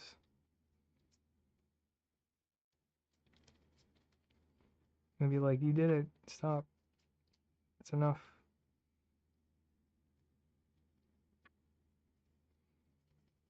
You know, right now this character, it doesn't show, basically, I mean, it shows kind of the body, but I wonder how I'm gonna do this. I don't think, well, like if I was to stream something where the body showed more, I guess we'll try it and then we'll see if any problems arise with the stream.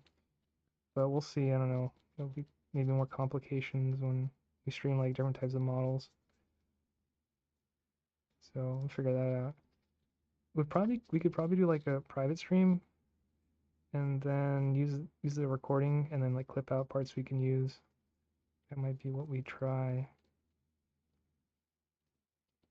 So that way there's no problems with the stream.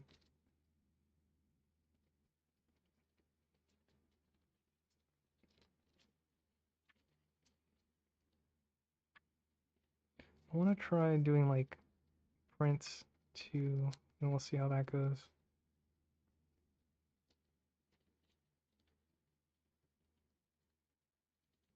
Ouch. The glove. Most of these are pointing down and they're kind of like tucked away, so you'll probably, ooh, you know what? Well, if I have a ring, that might catch and then pull and break. So this hair will probably break.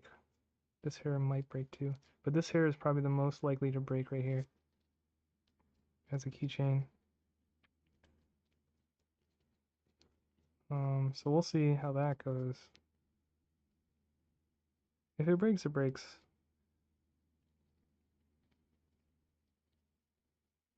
But I imagine if you have like a ring, like a metal ring, and it catches on there, and you pull it just at the right, and I mean just at the wrong angle, then it's gonna snap for sure. We'll see how sturdy it gets with XCC 3D on it, and then We could even maybe do like 2 layers of XCC 3D, but I don't know. I don't know how thick and what do you call it? Viscous it could potentially be. I just saw a bump. Where'd it go? Oops. No! The eyelash. Almost broke the eyelash. I saw another bump somewhere. Oh, right here. This bump right here.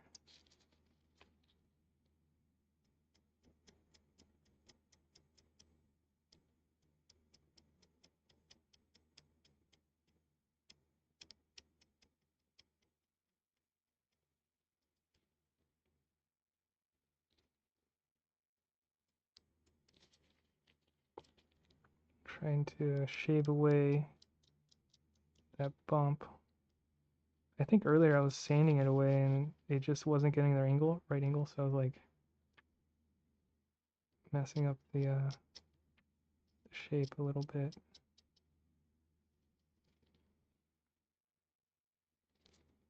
Yeah, I can still see it.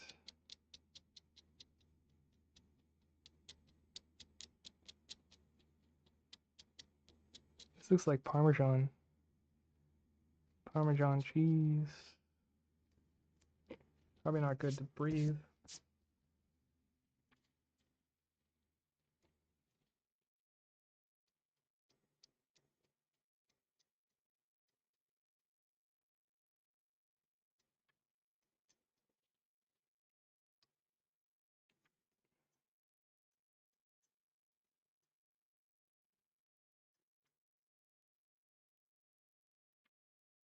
Ooh, is that an indent? That looks like an indent.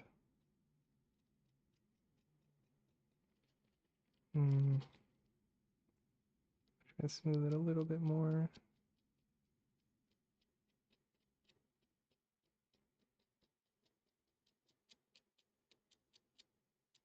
Camera's horrible.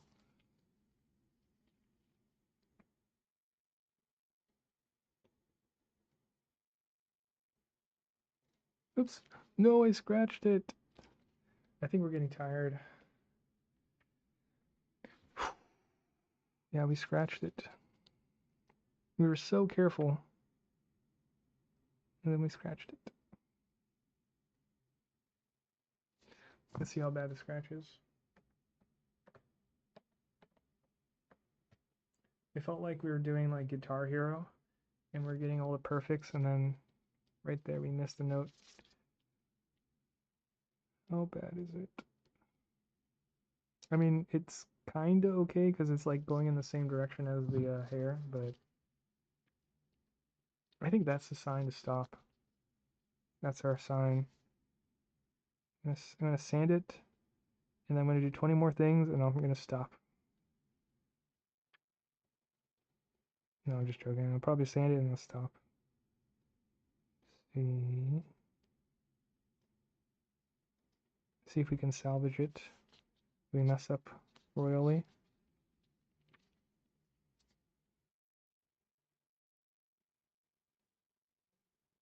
I mean, we technically did much better cleaning this up than the other model we just showed. But that was more of like a test prototype print, so we weren't really thinking like clean, clean, clean. We were just like chop, chop, and then prime, and go, go, go. This one we're trying to be more careful.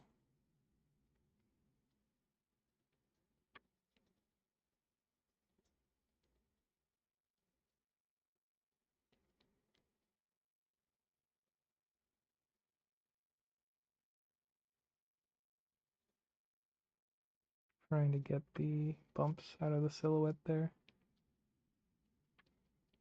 It's really weird, but I really like how this feels, like this bottom piece. It's hard to explain, but it feels really good.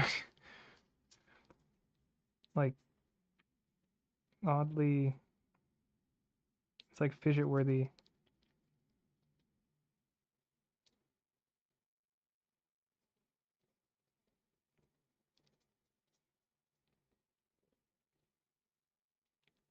Kind of feel like a really nice stone or something.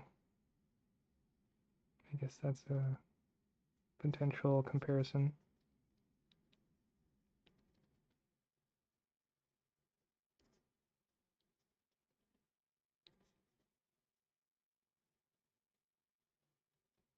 Looking at the silhouette of the shoulder there.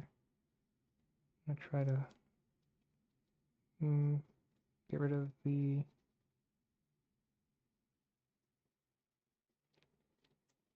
difference in shape there.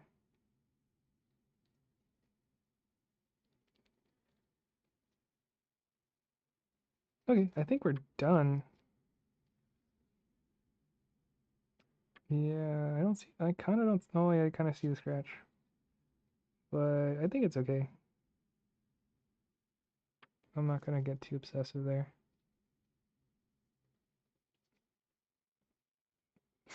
I say that and I keep sanding. Okay, okay, stop. Stop, stop, stop, stop, stop, stop. Okay, so let's leave it at that.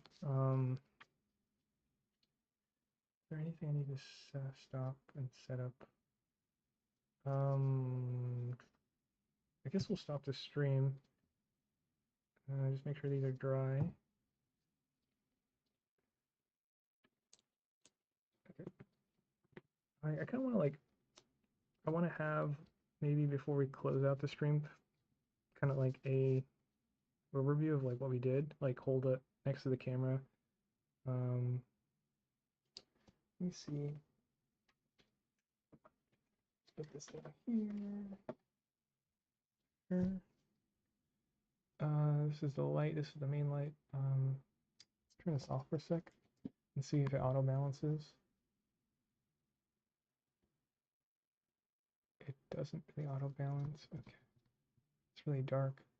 Let me see. Let's move the light closer.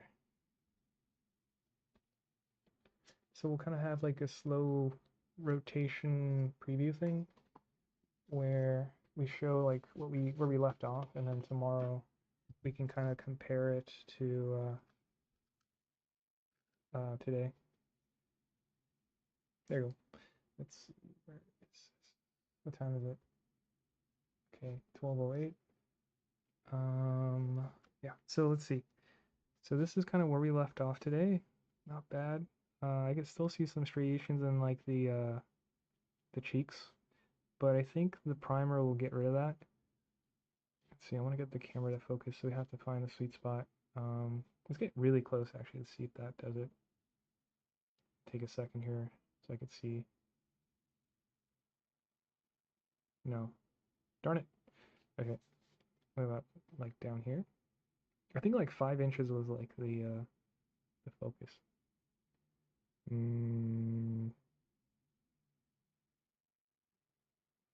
We could change the angle of the camera. I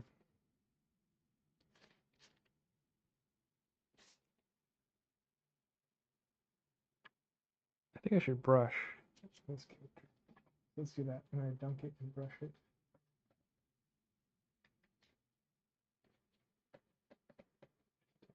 Brush.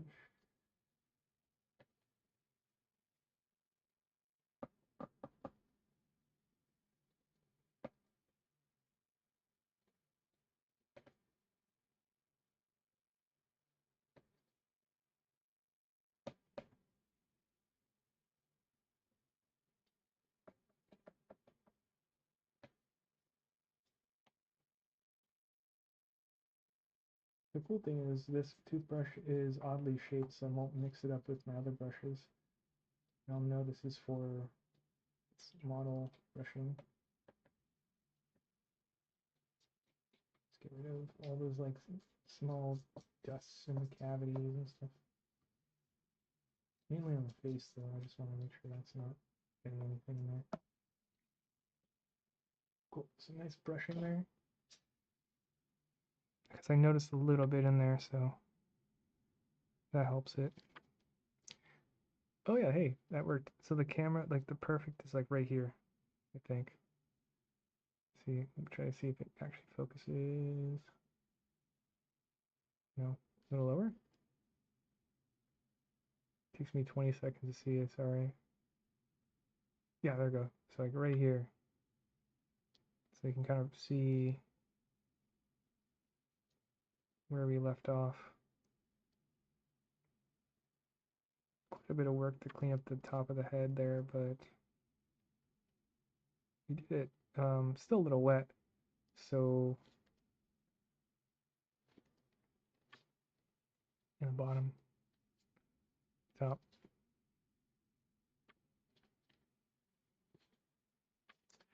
Yeah, it's still out of focus, but I don't know where the sweet spot is. Do we miss anything on the side here?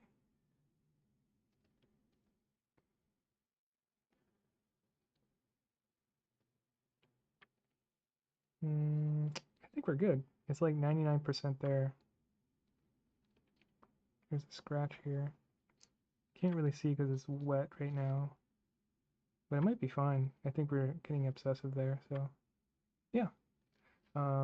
That's it for today. So tomorrow we'll prime it, and then you'll see the difference, and like it'll pop.